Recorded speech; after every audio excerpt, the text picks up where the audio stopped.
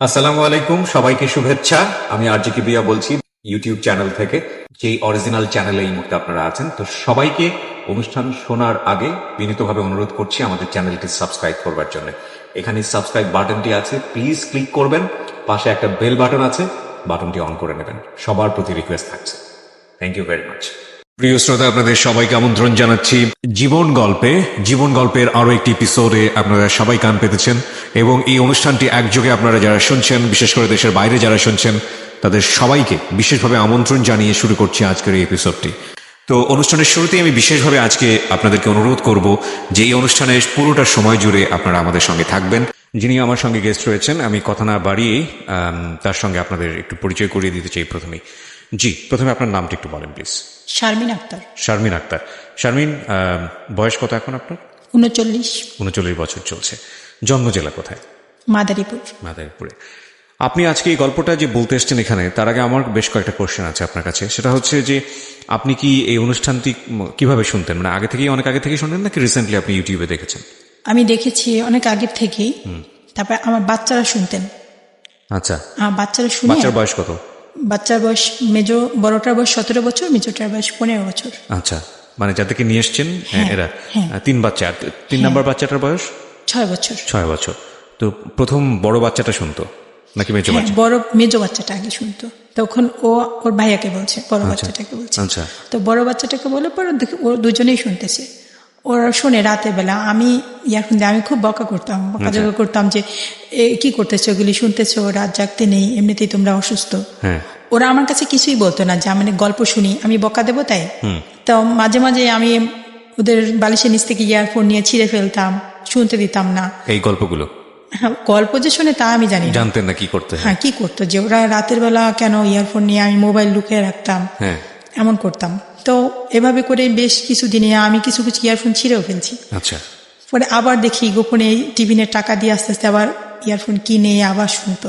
ওরা শুনে শুনে ওদের খুব ভালো লাগছে। বলতেছে, আম্মু আমি তো, মেজো ছেলেটা আমাকে গতকাল বলতেছে যে আম্মু আমি নিম্নে 60টা গল্প শুনছি। মাই গুডনেস, ওদের একটা ইন্টারভিউ করা দরকার আমার মনে হয় শুরুতে আছে। বলতেছে আমি গল্প শুনছি। আমি ছিয়ামকে বলতেছি, মানে শরীফুল ইসলাম ছিয়াম আমার নাম, মেজো ছেলে বড়টা। তুমিও কি শোনো? তখন ও হাসতেছে। ও বলতেছে কি, হ্যাঁ আম্মু আমিও শুনতাম। বলতেছে আমরা খারাপ কিছু শুনি না আম্মু, আমরা এই গল্পই শুনি, আসলে আমরা খারাপ কিছু শুনি না। থিং ইজ দ্যাট ওনার বড় ছেলের বয়স হচ্ছে 17 বছর, মেজো ছেলের বয়স হচ্ছে 15 বছর, এবং 3 নম্বর যে ছেলেটা সেটার বয়স হচ্ছে 6 বছর। এবং এরা হচ্ছে জীবন গল্প অনুষ্ঠানটা শুনতো লুকিয়ে লুকিয়ে, এবং এদেরকে বিরত করা হয়েছে। তারপরে আপনি জানলেন কিভাবে যে এই অনুষ্ঠানটা ওরা শোনে? একদিন ওরা শুনতেছে, তখন আস্তে বলতেছি ওদের হাত ধরে রেখে, তবে আমি আবার কানের কাছে নিয়ে আমিও শুনি কি শোনে দেখবো, কারণ আমার তো এই বয়সটা ওরা কি করতেছে এটা তো আমার জানতে হবে। হ্যাঁ, তারপরে আমি দেখি যে ওরা গল্প শুনতেছে। তাই বলছি কিরে রাত জেগে, তাই এই জন্যই তো ফজরের নামাজ পড়াতে তোমাদের কত কষ্ট হয়। এশার নামাজ পড়ো, তা ফজরের নামাজ এভাবে রাত জাগলে ফজরের নামাজ পড়া যায়? উঠাতে পারি না, একদম শেষ পর্যায়ে গিয়ে উঠে গিয়ে পরে নামাজ পড়ে। তা বলতেছি কি যে আম্মু একটা গল্প শুনে দেখো, আমাদের সমস্যার মতোই একটা সমস্যা, তুমি একটু শোনো না। তারপরে একটু আমি কানের কাছে নিয়ে শুনলাম। শোনার পরে বলতেছি কি, আম্মু আমারও না খুব ইচ্ছে করে আমি এরকম আমার জীবনের গল্পটা আমি বলি। আমার মেজো ছেলেটা বলতেছি কি, আম্মু আমার খুব ইচ্ছে করে, তুমি যদি অনুমতি দাও তাহলে আমি যাব। আমি গিয়ে আপনার কথা বলতেছে, আমি তার সাথে কথা বলবো, আমার খুব ইচ্ছে করে। মেয়ে ছেলেটার খুব, মানে বড় ছেলেটা খুব একটু চাপা স্বভাবে, কিন্তু মেয়ে ছেলেটা খুব ওপেনলি সব বলে আমাকে। জি, আপনি যেখান থেকে বলেন একেবারে কমফোর্টলি। জি, আমরা 4 ভাই 4 বোন, আমি সবার ছোট। তা আমার বড় ভাই সেনাবাহিনীতে চাকরি করতেন, আমি সবার ছোট। আমার বড় ভাই মারা যান, উনি বিবাহ করছেন, তার 1 মাস 13 দিনের দিন আমার বড় ভাই মারা যান। উনি সেনাবাহিনীতে চাকরি করতেন, হার্ট অ্যাটাক করেছিলেন, পরে উনি মারা যান। এবং মেজো ভাই বিয়ে করছেন, তার 9 মাস পরে আমার ভাই মারা যান। আচ্ছা, বিবাহের। জি। তারপরে আমার সেজো ভাই, ছোট ভাই, 2 ভাই ছিল, আর আমরা 4 বোন। তো একটা টাইম আমার বাবা যখন চাকরি করতেন সিলেটে, তখন ওখানকার মহিলা কর্মকার ছিল, স্বর্ণকার। আচ্ছা, মহিলা কর্মকার। তো ওনাদের দিয়ে মানে অনেক গহনা তৈরি করেছিলেন, যেটা মানে আমাদের নিকটতম আত্মীয় স্বজন যারা ছিলেন ওই জিনিসটা মানে তারা জানতে পারতেন। পরে একটা টাইমে আমাদের ঘরে ডাকাতি হলো। ডাকাতি হলো, এবং তখন আমি, আমার মেজো বোন আমাদের ঘরে কাজ করতো একটা খালা আর আমার মা, এই 4 জন ছিলাম। আমার মেজ বোনটা তখন ক্লাস 6-এ পড়ে। আপনার বয়স কত? আমি তখন ছোট, আমি স্কুলে পড়ি না। ও ওকে, একদমই ছোট। মানে আপনি যেটা বলছেন আপনার নিজের মেমোরি থেকে বলছেন? না না, আমার মনে আছে, অল্প অল্প মনে আছে, সেটা একদম ক্লিয়ার না। তবে আমি যখন ডাকাতরা আসছে, ডাকাতের ভিতরে চিহ্নিত কেউ ছিল, যারা আমার মা দেখে তাকে চিনে ফেলছে। আচ্ছা, তো ঘটনাটা কি ঘটেছে? চিনে ফেলছে। তখন কোথায় গহনা রাখছো এভাবে বলছে, মাকে মারতেছে ধরে, এই গালে থাপ্পড় মারতেছে, এভাবে থাপ্পড় মারতেছে। তারপরে বলছে গহনা কোথায় রাখছো বলো। আমার মেজ বোন বলতো কি, বলছে যে দেখেন আমার মাকে মারবেন না, আমার 175 টাকা ওই ড্রয়ারের ভিতরে আছে, ওইটা নিয়ে যান, এটা মানে বলতেছে। আর তারপর আমার মাকে মারবেন না, পরে আমার মাকে অনেক মারলো। একটা টাইমে গলা চেপে ধরলো আমার নিজের সামনে। আমার বাবা চাকরি করতেন, আমার বাবার চাকরি করতেন ওখানে। আমার সেজ বোন ছিল, ভাইয়া ছিল, অন্যান্য ভাই ছিল, 2 ভাই তারা ছিলেন।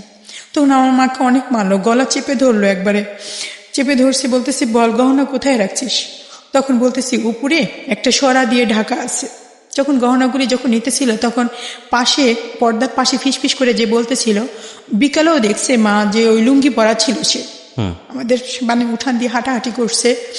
চিনতে পেরেছে আমার মা, তাকে কণ্ঠও চিনছে যে কে। তাদের মুখ বাঁধা ছিল, জাকাতে সবারই মুখ বাঁধা ছিল। তারপর কণ্ঠে আমার মা চিনছে, আমার বোন চিনছে। একটা টিমে যখন গহনাগুলি সব নিয়ে গেল, তখন আমাদের যে কাজ করে সে কান্না করতেছে। তখন আমি অনেক ভয় পাচ্ছিলাম। তখন আমি বলতেছি কি যে আপনি না কান্না করেন না, তাহলে আমাদের গুলি করবে, বলতেছি আমি। আর তখন আমার মাকে নিয়ে বলতেছে আসো, তোমার সাথে কথা আছে, একটু বাহিরে আসো, এটা বলে ঘর থেকে নিয়ে যাচ্ছে। বলতেছি কি যে দেখেন আমার এখানে আমার বড় 2 ছেলে মারা গেছে, তাদের কবরস্থানটা এখানে বাঁধানো আছে, আমার লাশটা প্লিজ দূরে নেবেন না, আমাকে এখানেই রেখে যান। মানে আপনার মা এটা বলছে? আমার মা বলতেছে যে আমাকে তো মারবেন জানি, কিন্তু আমার লাশটা দূরে কোথাও নিয়ে যান না, আমাকে, আমার 2 ছেলের কবর আছে এখানে। তারপরে এভাবে করতেছে। আর আমাদের টিনের ঘর তো, মানে বাম পা দিয়ে এই পাশে লাথি মারতেছে, এ পাশে লাথি মারতেছে নেওয়ার সময়, যে যেন একটু শব্দ হয়, আশপাশে কেউ আসে। তো শব্দ করছে কিন্তু কেউ আসে নাই। তখন লাস্টে আবার বলতেছে কি যে 2 পাশ থেকে 2 জনে ধরছে। আর মা কি বলতেছে সব আমি পাশের রুম থেকে আমি শুনতেছি। মাকে তখন দেখতেছি না, মাকে নিয়ে যাচ্ছে তখন। আমার বোনটাকে বলতেছে আমি একটু টয়লেটে যাব, মানে ওইটা বলে সে মায়ের সাথে সাথে যাবে।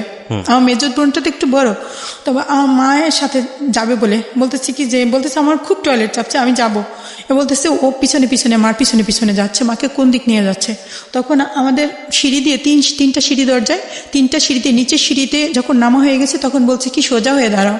তখন আমার মা বলতেছে কি যে আমি একটু পানি খাবো, এ বলে বাম দিকে একটু মোড় নিছে, বাম দিকে একটু ঘুরছে। বলতেছে আমার ছোট মেয়েটাকে একটু দেখবো, এমন করতেছে। বাম দিকে 2 পাশ থেকে 2 জনে ধরছে আর সামনে গুলি করবে সে। তখন বলতেছে আমি একটু পানি খাবো, আমার ছোট মেয়েটাকে। হাত পা বাঁধা অবস্থায় ছিল?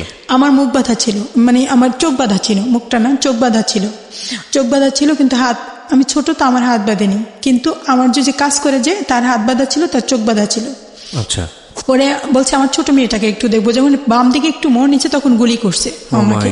যখন গুলি করছে, গুলিটা একদম সোজাসুজি যদি যেত তো আমার মা একটা দুর্ঘটনাই ঘটতো। আড়াআড়ি ভাবে এপাশ দিয়ে ঢুকে আড়াআড়ি ভাবে একদম পিছন সাইড দিয়ে কোনাকুনি ভাবে বের হয়ে গেছে। এবং তখন পিছনে হাত বাঁধা ছিল, এই অবস্থায় ফেলে রেখে তারা চলে গেছে। আর হ্যাঁ, ওরা ভাবছে যে মারা গেছে, ওরা চলে গেছে। তখন আমার বোন জোরে চিৎকার করতেছে, আর ওই যে আমাদের কাজে বটে সেও দৌড়ে বের হয়েছে, চিৎকার করতেছে, মাকে ধরছে। তখন আশপাশের লোকজন তখন চলে আসে, এভাবে রক্ত উপর থেকে উঠতেছে, এভাবে রক্ত, পিছে হাত বাঁধা, ওটা আর কেউ খেয়াল করেনি। সে রক্ত কিভাবে করবে ওইটাই চেষ্টা করতেছে। পরে আমাদের গ্রামের বাড়ি, ওখানে গ্রামের বাড়ি থেকে মানে আমাদের যে হসপিটালটা অনেক দূরে, তো সেখানে অনেক করে একটা শাড়ি দিয়ে পুরো একদম বডিটারে আটকে এসছে ওইটা। তখন আমি ওইটা আটকানো, ওটা আর দেখিনি, মানে আমাকে তো একটু সরে রাখছে, আমি তো কান্নাকাটি করতেছি, আমি মানে কিছুই বুঝে উঠতে পারতেছি না। তারপরে আমি ভাবছি তো মা মারা গেছে। তারপরে একজন এইভাবে যখন তুলে, মানে ওখানে তো কিসে নিবে, খাটটাট এরকম নাই, তারপরে টিনের উপরে করে টিনের ভিতর ঢুকায়, পরে সেভাবে পেঁচায় তারপরে মাকে নিয়ে গেছে হসপিটালে। তখন কোনো টেলিফোনের ব্যবস্থা বা কিছুই নেই, আব্বা জানে না, আমার ভাইরা জানে না যে আমাদের ঘরে ডাকাতি হয়েছে, মাকে গুলি করছে। তখন আমার মাকে নিয়ে যখন হসপিটালে গেল, হসপিটালে যাওয়ার পরে ওখানে ওরা কোনো মতে রক্তটা একটু চেক দিয়ে বলতেছে আমাদের বাড়ি হচ্ছে মাদারীপুর, বলছে ওকে বরিশাল নিয়ে যেতে হবে। তখন আব্বা বরিশালেই চাকরি করতেন, বরিশাল জেলখানায় চাকরি করতেন আমার আব্বা। আচ্ছা, জেল পুলিশ ছিলেন আর কি। ওকে। তখন ওখানে আমার বাবা ওখানে, তো মাকে ওখানে নিয়ে গেছে। এর আগে মুহূর্তে যখন এই হসপিটাল নিচ্ছে তখনই একজন আবার চলে গেছে বরিশালে গাড়িতে উঠে। আচ্ছা আচ্ছা গিয়ে আমার বাবাকে খবরটা বলছে, বলার পর সে আবার সাথে সাথেই আবার চলে আসতেছিল। আচ্ছা, তখন আর ফোনের ব্যবস্থা ছিল না, সে এক গাড়িতে আসতেছে, আমার মাকে নিয়ে অন্য গাড়িতে আবার যাচ্ছে। তখন হসপিটালে নিয়ে যাওয়ার পরে বাবা যখন শুনলো যে আয়শা যা আমার মাকে নিয়ে গেছে, তখন আবার সে চলে গেছে। গিয়ে তাকে ডাক্তার দেখালো, দেখানোর পরে 3 মাস মেডিকেলে ছিল। থাকার পরে তা মা কিছুটা একটু সুস্থ হলো, মানে গুলি করছে, এই সাইডটা একদম পুড়ে গেছে। আর বাম হাতটা শক্তি পেত না, এই হাত দিয়ে মানে এমন ভাবে আটকানো ছিল বাধা, পিছনে একেবারে বামটা একদম অবশ হয়ে গেল, বাম হাত দিয়ে কিছু করতে পারতো না। তো অনেক দিন এইভাবে করে করে পরে টেমে মা সুস্থ হলো। পরবর্তীতে যখন আমার মা জানতেন যে কারা এই ঘটনাটা ঘটেছে, তখন তারাই বাদী হয়ে থানায় মামলা দিছে যে তাদের শত্রু থাকতে পারে না, বলছে অমুক অমুক এভাবে নাম করে মামলা দিয়েছে। মামলা দেওয়ার পর তখন আমার মাকে যখন সুস্থ হওয়ার পরে মাকে যখন দাঁড়া করাইছে যে এরা কি আপনাকে গুলি করছে, এরা কি ডাকাতের এখানে ছিল? তারপরে আমার মা বলছে যারা ছিল তারা কেউই ছিল না ওখানে, মানে ওরা নির্দোষ। তখন আমার মা বলছে কি আমার চোখ বাঁধা ছিল আর এরা কেউ ছিল না, আমার মনে পড়ে না, আমি কিছু দেখিনি, এটা বলছে। না বলছে সে, আমার বোন না বলছে। তখন ওদের কিছু হয়নি। মামলাটা করেছিল কি হয়েছে মানে ওটা মামলাটা করেছিল কে? মামলাটা করেছিল যারা এই ঘটনাটা ঘটাইছে ওরাই, আমাদের নিজেদের আত্মীয় না। মামলা তো আপনাদের জায়গা থেকে হওয়ার কথা। হ্যাঁ, তো মামলা ওরা কেন করবে? ওরা আমাদের যে রক্তের আত্মীয়। আমাকে বাবা তো এখানে ছিল না। আপনারা যেহেতু চোখে দেখেননি, কিন্তু আপনারা গেস করেছেন যে এই আত্মীয়ের মধ্যে কেউ একজন করেছে, হয়তো নিশ্চিত আপনাদের জায়গা থেকে, কিন্তু আপনারা যেহেতু চোখে দেখেননি, সুতরাং তো আপনারা মনে করছেন যে এরাই নিজেরাই আগ বাড়িয়ে গিয়ে মামলা করেছে যাদের নিজেদেরকে সেভ করার জন্য। ওকে।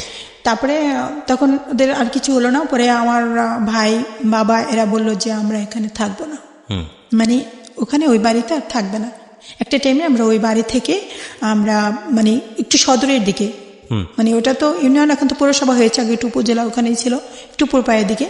ওখানে আমরা ওই বাড়ি ছেড়ে আমরা এখানে বাড়িতে চলে আসি। নতুন একটা আমার বাবা পেনশনে আসছে, তখন পেনশনের টাকা দিয়ে তখন ওই জায়গা কিনে ওখানে আবার আমরা একটা হিন্দু বাড়ি, ওই জায়গা কিনে ওখানে আমরা ঘরটার করে এখন বর্তমানে যেখানে আসি আর কি। তারপরে ওখানে আসার পরে আমার 3 বোনের, মেজো বোনের বিবাহ হলো।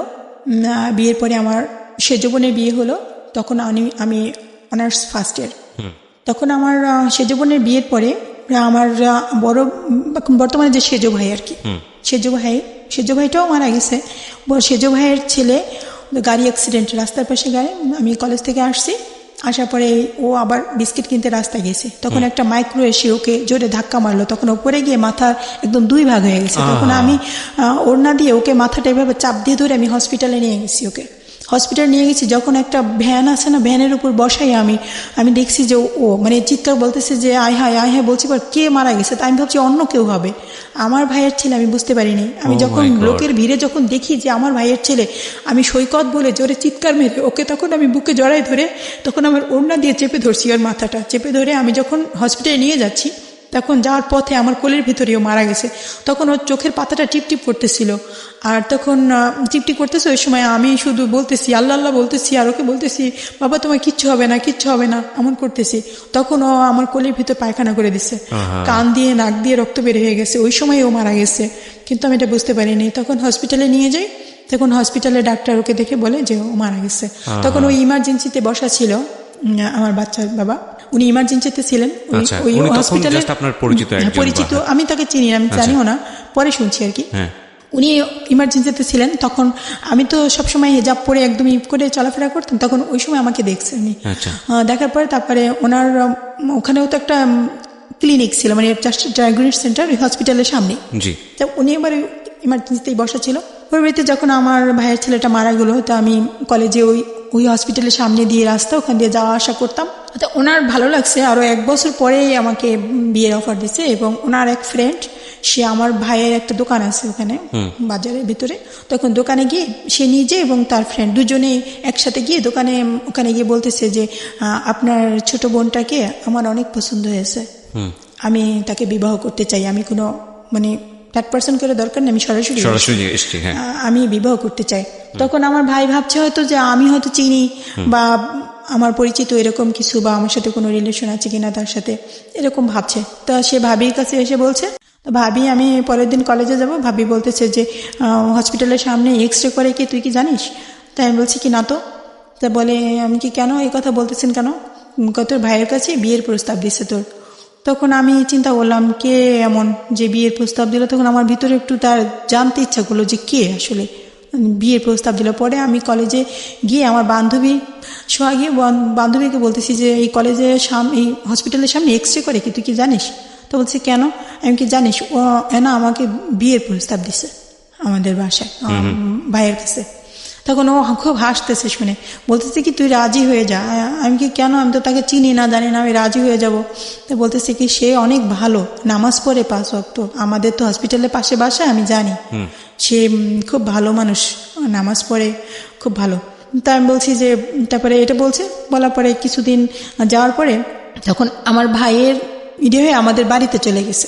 আচ্ছা, গিয়ে বলতেছে, তারপরে আমার বাড়িতে যাওয়ার পরে আমার মেজো বোন তখন ছিল, মেজো বোন বলছে যে ও তো আমাদের সবার ছোট, তা আমরা চাচ্ছি যে ও আরো পড়াশোনাটা শেষ করুক, তারপরে আমরা ওকে বিয়ে দেব, এত তাড়াতাড়ি ওকে আমরা বিয়ে দেব না, এটা বলছে আমার মেজো বোন। তখন আমার মেজো বোন চাচ্ছিল যে ভালো সরকারি চাকরি করে বা কোনো ভালো ইসের সাথে মানে বিয়ে হবে, এরকম কিছু, যে সে ওখানে ক্লিনিক কি না কি মানে পছন্দ হয়নি আর কি। সে বলছে যে না আমরা এখন আত্মীয় করবো না, ও পড়াশোনা শেষ করুক, ও আমাদের সবার ছোট, ও পড়াশোনাও অনেক ভালো, এই জন্য ওকে বিয়ে দেবো না আমরা। হ্যাঁ, তখন কিসে পড়ছিলেন? আমি অনার্স সেকেন্ড ইয়ারে পড়ছিলাম। হ্যাঁ, তারপর তখন উনি করলো কি ওই হসপিটাল প্লাস আমার কলেজটা একটু কাছাকাছি আর কি। তো কলেজের যে টিচারও তার সাথে মানে সন্ধ্যার পরে ক্যারাম বোর্ড খেলতো, বেশ পরিচয় ছিল তার। তো এক টিচারের কাছে, আমাদের ডিপার্টমেন্টের এক টিচার আর ভূগোল ডিপার্টমেন্টের এক টিচার ছিল, ওনার সাথে মানে বলতেছে কি যে আপনাদের এই রাষ্ট্রবিজ্ঞান ডিপার্টমেন্টের এই নামে আমার অনেক পছন্দ, আমি তাকে বিবাহ করতে চাই, এবার বাড়িতে প্রস্তাব দেওয়া হয়েছে কিন্তু তারা মানে দেবে না বলে এভাবে বলে দিচ্ছে, ওরা দেবে না বলেই, কিন্তু আমাকে একটু হেল্প করেন, আমাকে অনেক পছন্দ, ওকে আমি বিয়ে করব।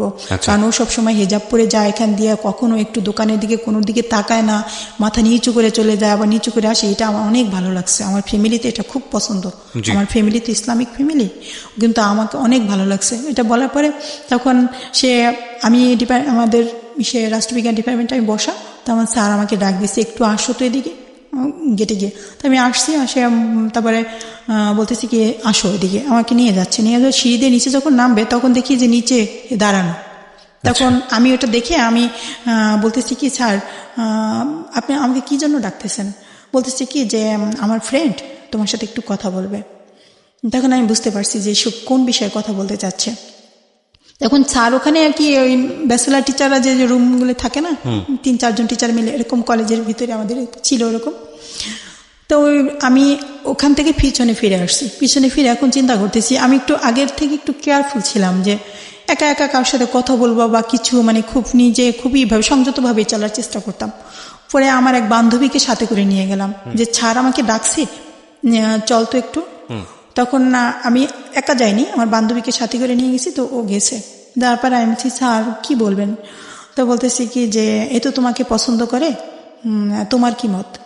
তা আমি বলছি স্যার আপনি তো আমার টিচার, আর এই কলেজে বিভিন্ন জায়গার থেকে ছেলে মেয়েরা আসে, আর আমি সবসময় কিভাবে চলাফেরা করি স্যার আপনি তো জানেন, তা আমাকে আজকে এখানে একা একা ডাকছেন, কথা বলবো, এটা অনেকে দেখলে আমাকে খারাপ মনে করবে যে এই মেয়েটা ওই ছেলের সাথে এভাবে কথা বলে, আপনাকেও বলবে আর আমাকেও বলবে, স্যার আমাকে দয়া করে মাফ করে দেন, আমি এখানে বসে কথা বলতে পারবো না, আমি চলে যাই।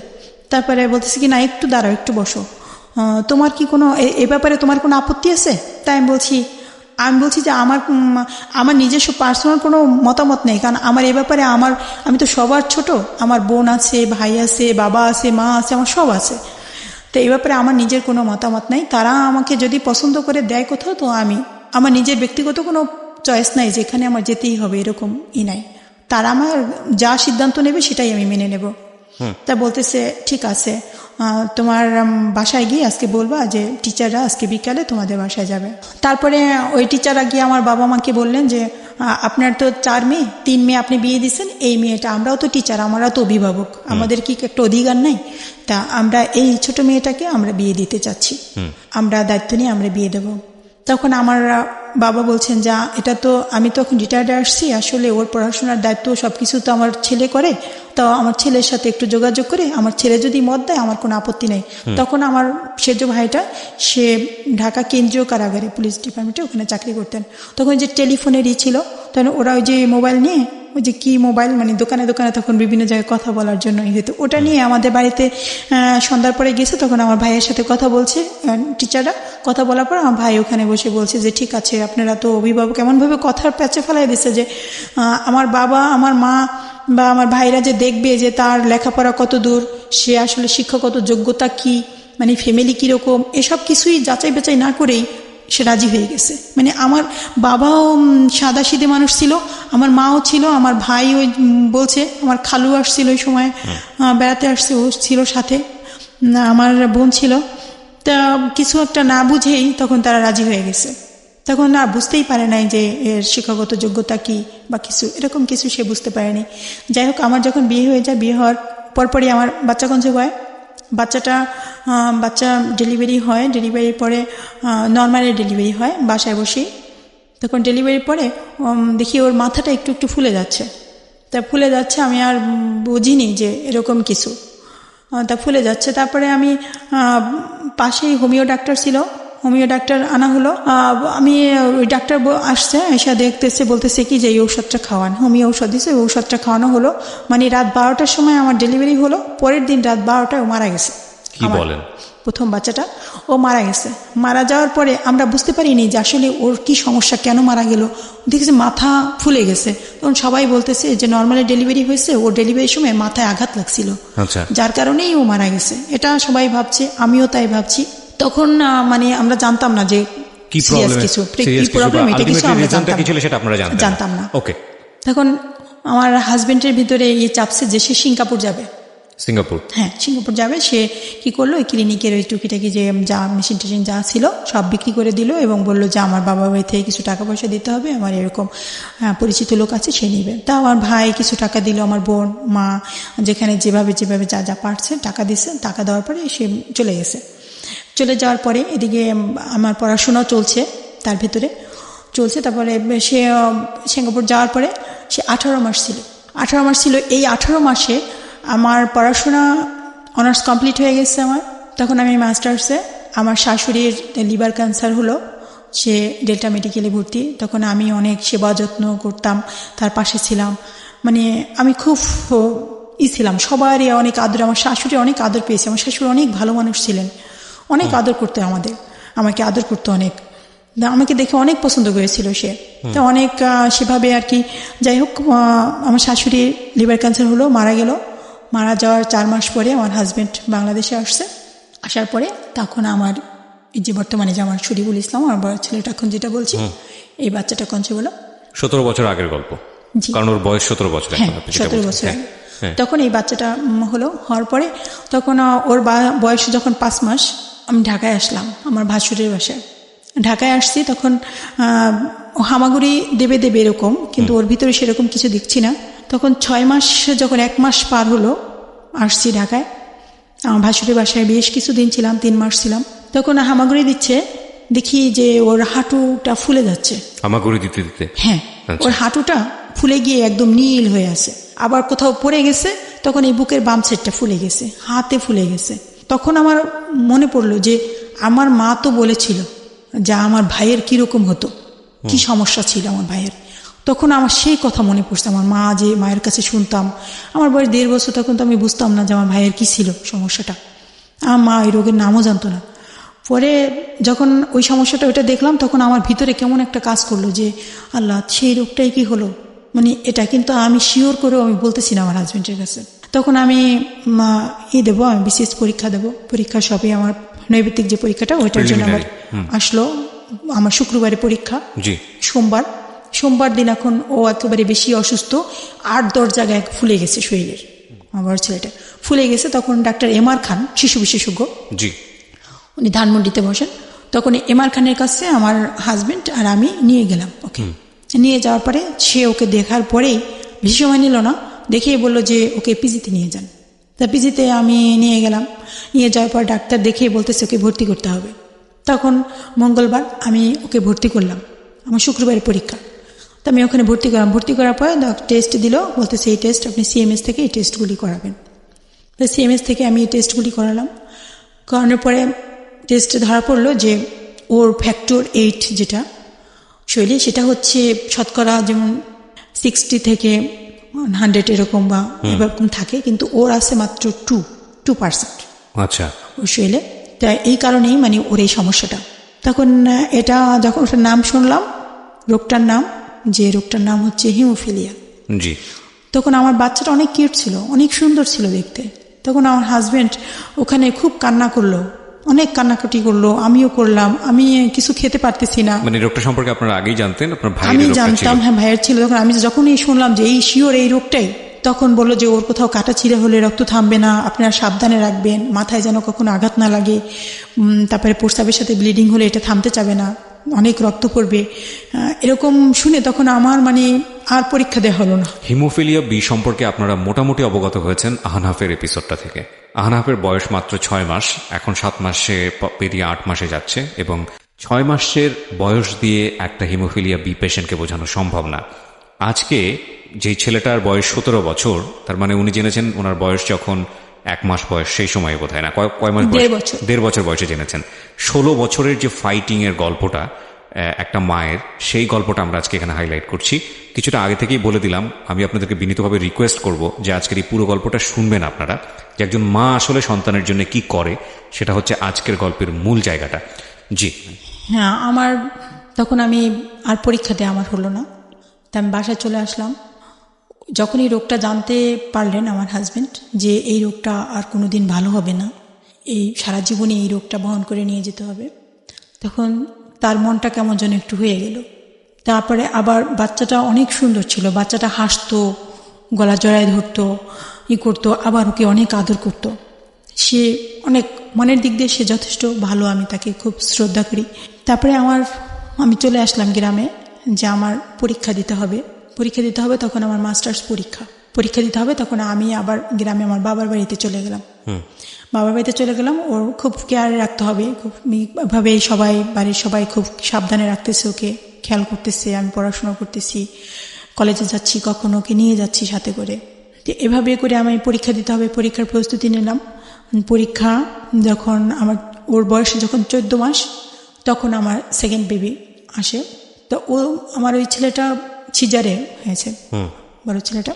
তখন সেকেন্ড বেবি পেটে আসছে, তো আমি বুঝতে পারিনি যে ও পেটে। তখন 1.5 মাস হয়ে গেল, 1.5 মাস না, 1 মাস 5 দিন, 1 মাস 5 দিন। তখন আমার তো সিজারে ছিল, আমার পেটের ভিতরে ব্যথা করতেছে, পেটের এক সাইডে ব্যথা করতেছে, হালকা হালকা ব্যথা করতেছে, আবার কখনো একটু বেশি করতেছে।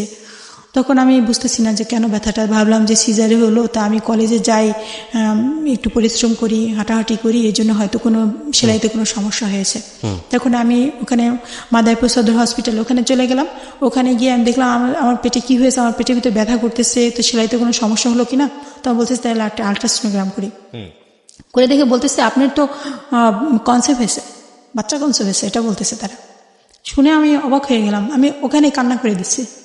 বলতেছি বলেন কি, আমার বাচ্চা হিমোফিলিয়া, আমার বড় ছেলে হিমোফিলিয়া, আর এখন আবার বাচ্চা কনসেপ্ট। তারপরে আমার 14 মাস বয়স, ও তো আমার বুকের দুধ খাচ্ছে, আর ও তো অন্য খাবার তেমন একটা খেতে পারে না, ও বুকের দুধ খাবে, তাহলে ও বাঁচবে কিভাবে। আমি খুব কান্না করতেছি যে আমার কনসেপ্ট, আমার পরীক্ষা চলতেছে। তখন না টেলিফোনের ছিল, আমার হাজবেন্ড ছিল ঢাকায়। তখন আমি তাকে ফোন দিলাম, বললাম যে শীত তখন অনেক, তখন বললাম যে তুমি তাড়াতাড়ি চলে আসো বাড়িতে, ডাক্তার এই কথা বলছে, আমি এখন কি করব। আমার ছেলেকে দেখলেই কান্না আসে, ওর না জানি কত কষ্ট হবে। তো বলতেছে, পরে সে চলে আসার পর তখন আমার মাস্টার্সের প্রথম পরীক্ষা দিয়ে ওই মাদারীপুরে, ওখানে নাজিমুদ্দিন কলেজে আমাদের পরীক্ষাটা হয়েছে। তো পরীক্ষা দেওয়ার পরে, পরীক্ষা শেষ হওয়ার পরে সে আবার যেই ম্যাডামের কাছে আমার সিজার হলো, ওই ম্যাডামের কাছে নিয়ে গেছে ডাক্তার। নিয়ে যাওয়ার পরে তখন সে দেখে বলতেছে কি যে শুনেন, প্রথম বাচ্চা হিমোফিলিয়া হলে সেকেন্ড বাচ্চাও যে হিমোফিলিয়া হবে এমন কোনো কথা নেই, কারণ পরবর্তী বাচ্চা, অনেকে জানি যে পরবর্তী বাচ্চাগুলি ভালোও হয়, যেহেতু আপনি প্রথম বাচ্চাটা অসুস্থ, আল্লাহ হয়তো এই বাচ্চাটা আপনাকে সুস্থ বাচ্চাও দিতে পারে, আপনি বাচ্চাটা ফালায়েন না, যেহেতু আপনি কয়দিন আগে সিজার গেল, তা আপনি বাচ্চাটা রেখেই দেন। কে বলেছে এটা? এটা ডাক্তার বলছেন। ডাক্তার বলেছে, আচ্ছা। হ্যাঁ, বাচ্চাটা রেখে দেন। এখন এটা করলে আপনি হয়তো সেলাইতেও সমস্যা হতে পারে বা আপনার অন্য কোনো সমস্যা হতে পারে, আপনি বাচ্চাটা রেখে দেন, ফালায়েন না। তো বলছে পর তারপরে আমরা রেখে দিলাম। পরবর্তী ওই বাচ্চাটা যখন হলো, ওটাও সিজারে হলো, হওয়ার পরে ওর আব্বু আবার ঢাকায় চাকরি বলতে আমার ভাসুরের একটা রেস্টুরেন্ট ছিল ধানমন্ডিতে, তো ওইখানে আর কি দেখাশোনার কাজ করতেন। আচ্ছা, দেখাশোনা তো করতেন। আপনি তখন গ্রামের বাড়িতে থাকতেন, শ্বশুর বাড়ি কোথায় ছিল? বাবার বাড়িতে থাকতেন। আমার শ্বশুর বাড়িটা একদমই গ্রামের দিকে, সেখানে আশেপাশে কোনো ডাক্তার পাওয়া যায় না। তা আমি পড়াশোনা যেহেতু চলতেছে, তখন আমার বাবার বাড়িতেই ছিলাম। আমার বাবার বাড়ি অজপাড়াগা যেটা বলে। হ্যাঁ, অজপাড়াগা। আর আমার শ্বশুর বাবার বাড়িটা হলো টুপুর পাড়ে, আর হচ্ছে কলেজটাও কাছে, যেখানে পড়াশোনা করতাম। সেকেন্ড বেবিটা তখন হওয়ার পরে আমি, ওর বয়স যখন 6 মাস, ও হামাগুড়ি দিচ্ছে। একটা টাইমে দেখি কি ওর বুকের ভিতরে মানে একদম শক্ত এরকম একটা দেখে আমার সারা শরীরের ভিতরে এমন একটা, এই যে আমি তখন দেখেই বুঝতে পারছি, মানে সেকেন্ড বেবিটাও, হ্যাঁ, হিমোফিলিয়া এই সমস্যা আমি দেখেই বুঝতে পারছি। কিন্তু আমি কিভাবে যে ওর আব্বুকে বলবো, যে অনেক ছোটবেলা অনেক সুন্দর লাগতো দেখতে, আমি যে কিভাবে তাকে বলবো আমি চিন্তাই করতে পারি। মানে রাতে ঘুম আসতো না, সারাক্ষণ যখনই মনে পড়তো একা একা খুব কান্নাকাটি করতাম। আমাদের ফ্যামিলি সবাই জানতো যে ওর এই সমস্যা, তখন বুঝে ফেলছে আমার ভাই ভাবি মা বাবা সবাই বুঝতে পারছে যে ওর এই সমস্যাটা। তখন আমি সবার ছোট, আমি অনেক আদরের ছিলাম, তারা আমার কষ্টে তারাও খুব হয়ে গেল। আমার মা তো একদম হয়ে গেল। পরে আমার ওই বাচ্চাটা অসুস্থ, ওর আব্বু আসছে, ঈদ আসছে, কিন্তু আসার পরে আমি না বলিনি তাকে প্রথমেই। কিভাবে তাকে বলবো, আমি সেই চিন্তাই করতেছি, আমি কিভাবে বলবো তাকে। আমি বাচ্চাটার জন্য তো কষ্ট পাচ্ছি, তারপরে আবার তাকে কিভাবে বলবো, তখন সেই ব্যাপারটা কিভাবে নেবে, আমি এই চিন্তা করতে করতে আমি হয়রান। তখন মোবাইল হাতে হাতে মানুষের ছিল না। এর জন্য কি আপনি নিজে থেকে গিল্টি ফিল করতেছিলেন, মানে নিজেকে দোষী মনে হচ্ছে? না, মানে দোষী মনে হয় কি আমার জন্যই, তার মানে এরকম কত কি মনে পড়ে। আপনার ফ্যামিলিতে আছে এটা, যেহেতু এটা ইনহেরিটেড এবং জেনেটিক্যাল ফ্যামিলিগত রোগ, যেহেতু আপনার ফ্যামিলিতে আছে সে কারণে আপনার বাচ্চাদের হয়েছে। তো প্রথম বাচ্চার হয়েছে, সেটা তো বাবা মন খারাপ করেছে। দ্বিতীয় বাচ্চাটাতে না হওয়ার কথা ছিল, যেহেতু আপনার ফ্যামিলিতে এরকম যে একটার হয়েছে আর একটার হয়নি, এরকম ঘটনা আছে। তো সেহেতু আপনি ওই জায়গাটা থেকে মনে করেছিলেন দ্বিতীয় বেবিটা ঠিক আছে থাক, ডাক্তারও সাজেশন দিয়েছিল। কিন্তু দ্বিতীয় বেবিটাও যখন হিমোফিলিয়া বিতে আক্রান্ত হলো, তখন আপনার বলতে খুব লাগছিল, আমি যে আড়ষ্টতায় থাকছিলেন, আমি আসলে কিভাবে তাকে বলবো, কারণ দুটোই তো আসলে আমার ফ্যামিলি থেকে এসেছে, ওর ফ্যামিলিতে কারো হিমোফিলিয়া বি ছিল না। It's very important point. Okay, তারপরে আমি মানে সে আসছে, একদিন পার হয়ে গেল, আমি ওকে কখনো গায়ের থেকে গেঞ্জি টেঞ্জি জামাটা খুলতাম না, যে গায়ে বুকে আছে, হাতে এভাবে হাত ধরতাম, হাতের ওখানে ফুলে আছে, আর কোথাও নেই, পায়েটায় নেই, 2 জায়গায় আছে।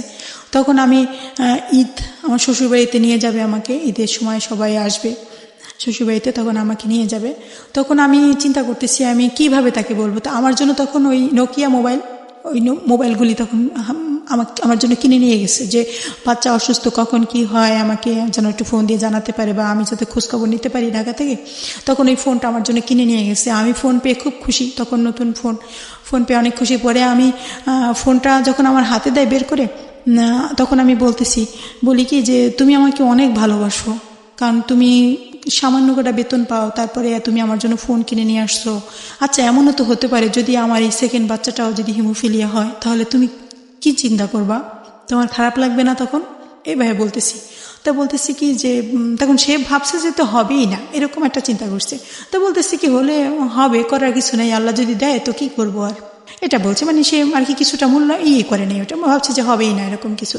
তখন আমি বলছি যে আমি একটা তোমাকে কথা বলবো, তুমি আমার সাথে রাগ করবে না তো, বা আমাকে কষ্ট দেবা না তো?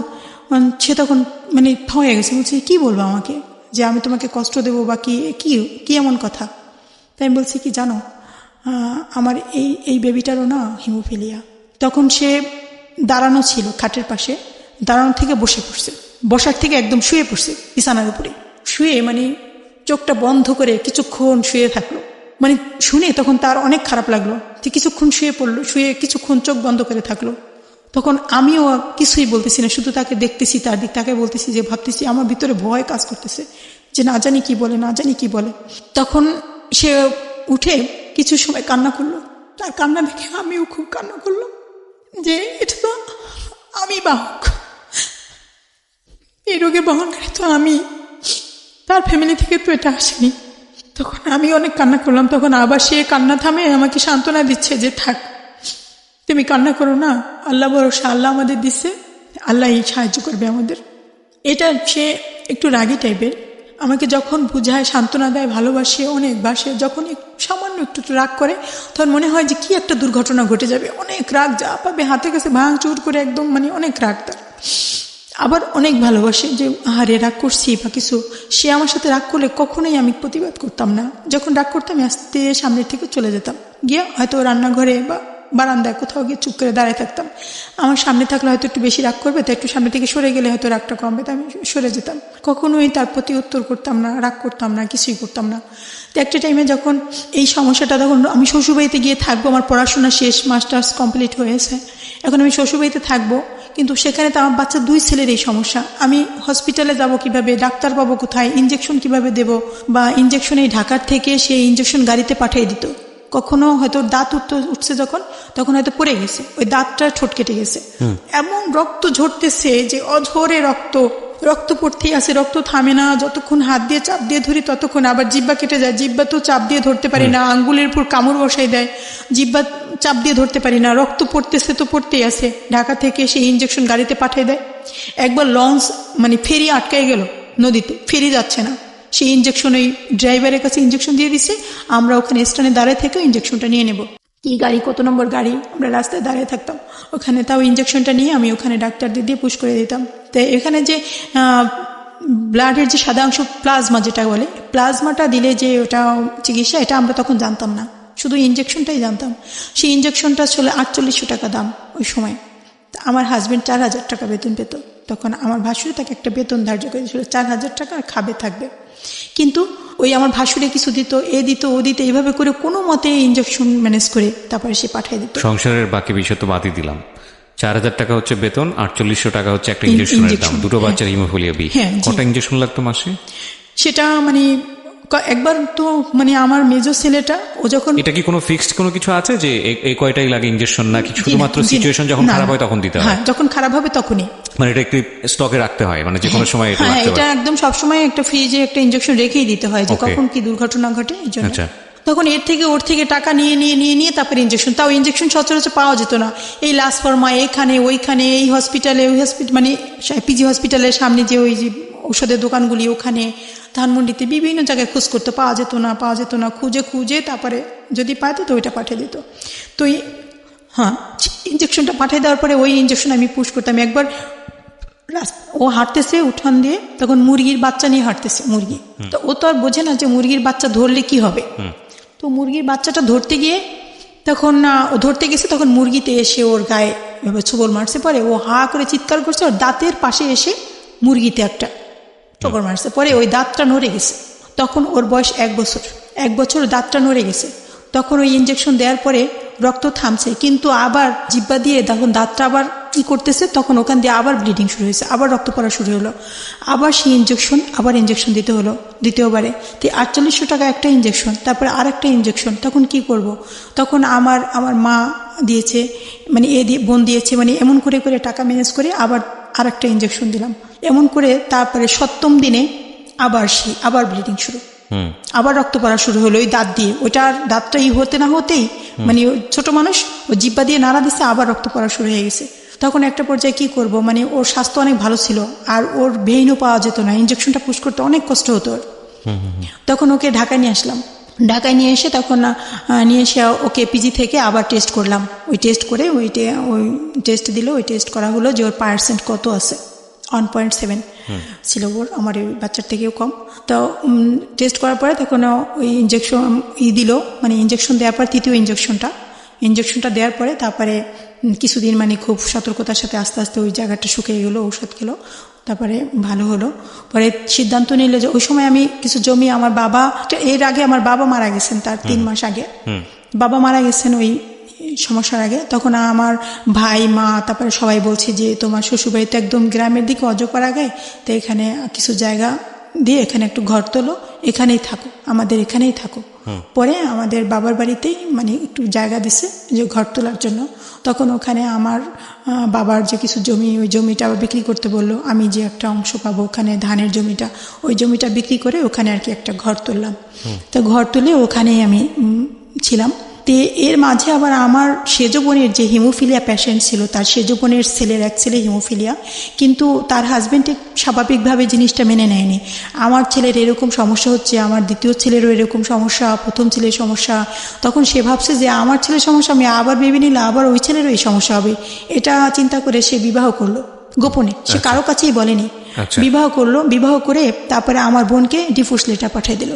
আমার সেজ বোনকে ডিভোর্স লেটার পাঠানোর পরে আমার সেজ বোনটা করলো কি, ওই ডিভোর্স লেটার পাঠানোর পরে ও ওর বাচ্চা সহ ও শ্বশুরবাড়ি থেকে চলে আসছে সরাসরি আমার বাসায়, আমার কাছে আসছে। আচ্ছা, ওই এসে বাচ্চাকে সাথে করে নিয়ে, হ্যাঁ, বাচ্চাটাকে সাথে করে আমার বাসায় চলে এসে খুব কান্নাকাটি করতেছে। আমার মেজ বোন আসছে, বড় বোন সব আমার বাসায় আসছে।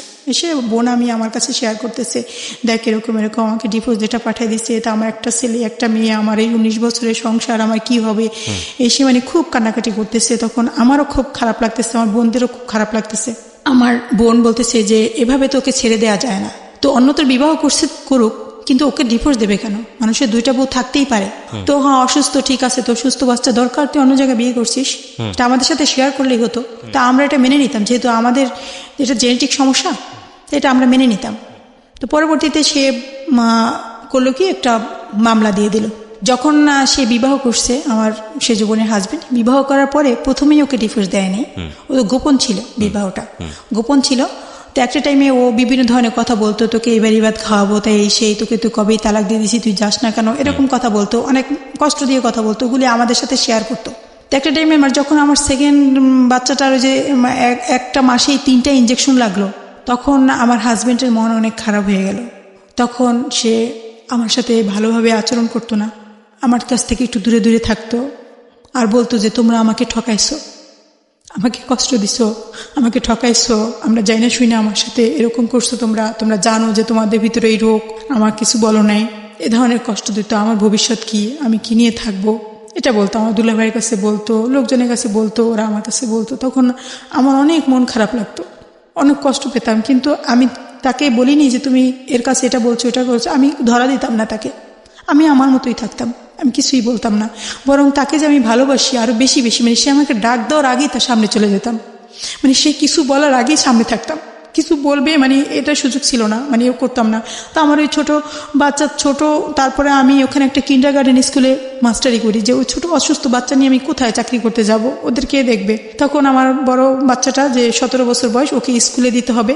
তো স্কুলে যেহেতু হিমোফিলিয়া, ধাক্কা লাগে না কি, আমি ওখানে টিচার থাকলে আমি একটু দেখে রাখতে পারবো, কাছাকাছি থাকতে পারবো, যার কারণে ওখানে টিচার আমাকে ওখানে নিয়োগ নিয়ে নিল। তখন আমি ওখানে ক্লাস নিলাম, ওই বাচ্চাটা ওখানে ক্লাস নিলাম এবং টিউশনি করতাম।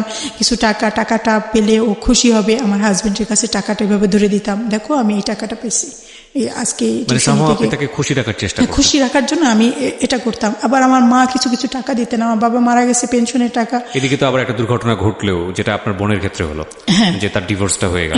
আপন বোন তো না? হ্যাঁ, আপন বোন। মানে ওইটাও একটা আতঙ্ক কাজ করতো, না জানি কি একটা। না, আমি সবসময় আতঙ্কে ছিলাম যে না জানি কিরকম হয়ে যায়, আমাকে কখন যেন কি করে, মানে এরকম আমার পিতা সবসময় আতঙ্ক কাজ করতো, সবসময়, মানে খুব আমি কেয়ারে থাকতাম ব্যাপারটা নিয়ে। আমি তাকে বেশি বেশি মানে আরো বেশি ভালোবাসার চেষ্টা করতাম। তারপরে বাচ্চা যখন এই সমস্যা, তখন আমি চিন্তা করলাম যে কি করা যায়। তখন এমনই একটা টাইম যে দেখেন, আমি সবসময় আল্লাহকে বলতাম যে আল্লাহ তুমি পারো না, এমন কোনো কাজ নেই। নামাজ পড়তাম, তাহাজ্জুদ নামাজ পড়ে আল্লাহর কাছে বলতাম যে আল্লাহ তুমি আমাকে একটা বাচ্চা সুস্থ করো, অন্তত হয় তুমি অলৌকিকভাবে একটা বাচ্চা সুস্থ করে দাও, তা না হলে আমাকে একটা সুস্থ বাচ্চা দাও। কিভাবে দাও আল্লাহ, তুমি জানো, আমি জানি না, তুমি সব পারো, দিনকে রাত, রাতকে দিন করো, কিন্তু আমাকে একটা বাচ্চা সুস্থ দাও, আমি একটা সুস্থ বাচ্চার মা হতে চাই। একসময় আমার সেজ বোন বলতেছে, বলে কি যে ফরিদপুরের ওইদিকে নদীর পাড়ে বাড়ি, এক মহিলা ওই ভিক্ষা করতে আর কি আসতো, মাঝে মাঝেই আসতো, অনেকদিন পর পরে আসতো। তো ওই মহিলা, মুরব্বী মহিলা, অনেক বয়স মহিলাটার মাথায় টিউমার ছিল। তো আসতো, গ্রামে গ্রামে আসতো। তখন ওই মহিলাটার একটা মেয়ে, বড় মেয়ে, তার প্রথম বিবাহ হয়েছে, বিবাহ হওয়ার পর একটা কন্যা সন্তান হওয়ার পরে তো ওই কি কারণে যেন স্বামীর সাথে ওনার ডিভোর্স হয়ে গেছে, ওই মেয়েটার, ওই মহিলার বড় মেয়েটার বিবাহ হয়ে মানে ডিভোর্স হয়ে যাওয়ার পরে তখন ওই মেয়েটা কি করলো, ওই যে নাতিটা ওই তার একটা মেয়ে ছিল আর কি, বিবাহ করার পরে ওই মহিলাটা মেয়ে হলো, মেয়ে সহই ডিভোর্স দিয়ে দিছে। দেওয়ার পরে তো ওই নাতিটা ওই মহিলার কাছেই থাকতো। জি।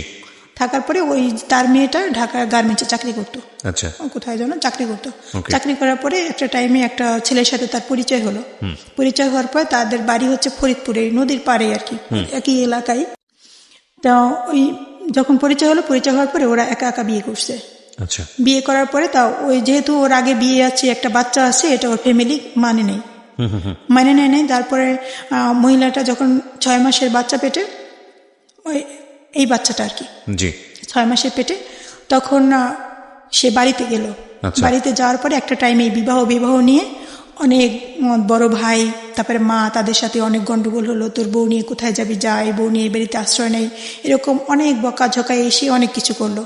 একটা টাইমে একটা মারামারি পর্যায়ে, রাতে মারামারি হলো আর কি, মারামারি পর্যায়ে তখন সে ওর হাজবেন্ড তখন স্ট্রোক করছে আর কি। স্ট্রোক করে তখন হসপিটালে নিয়ে গেছে। হসপিটালে নিয়ে যাবার একদম একটু মানে নিয়ে যাবে আর 2-3 মিনিট হলেই হয়তো হসপিটালে পৌঁছে যাবে, এই মুহূর্তে আর কি গাড়িতে বসে মারা গেছে। আচ্ছা। ওই মহিলার হাজবেন্ড মারা যাওয়ার পরে তখন ওই মহিলাটা এখন বাচ্চা পেটে, এখন সে জীবিত থাকতেই মানে নাই, এখন তো আর কোনো মানার প্রশ্নই ওঠে না, এখন কি করবে।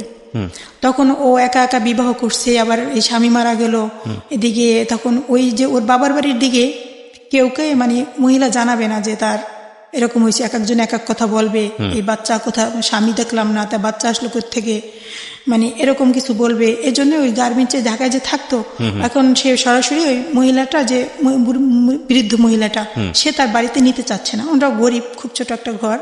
তখন উনি ভিক্ষা করতো আর এক একজনের কাছে বলতো যে আমার মেয়েকে একটু সাহায্য করবেন, আমার মেয়ের বাচ্চা পেটে আর 2 মাস আছে, বাচ্চা হবে, এখন মেয়েটাকে আমি কোথায় রাখবো, কার কাছে রাখবো। তখন আমার বোন বলল কি যে তাহলে আপনি একটা কাজ করেন। আমার কাছেও সংবাদটা আসছে, আসার পরে আমার হাজবেন্ডকে বলতেছি কি একটা মহিলা এরকম বাচ্চা পেটে, সে কিছু সাহায্য চাইতেছে, তার বাচ্চাটা ডেলিভারি হবে, হাজবেন্ড মারা গেছে 6 মাসের পেটে থাকতে। তখন এই মহিলাটা এখন কিছু সাহায্যের জন্য বলতেছে, আপা তা আমি কি করব। তা বলতেছি কি তুমি আপাকে বলো যে একটা টাইমে বাসায় এসে কিছু চাল টাল বা টাকা টুকা যা থাকে একটু কিছু যা পারো তুমি দিয়ে দাও, মানে কেউ যদি সাহায্য চায় কিছু না কিছু দিতে হয়, তা তুমি যা পারো দাও কিছু। তারপরে আমি ওইটা দিলাম। দেওয়ার পরে আমার বোনের সাথে আমি বলি কি যে আচ্ছা ওই মহিলাটা বলছে যে বাচ্চাটা কাউকে দিয়ে দেবে ডেলিভারি পরে।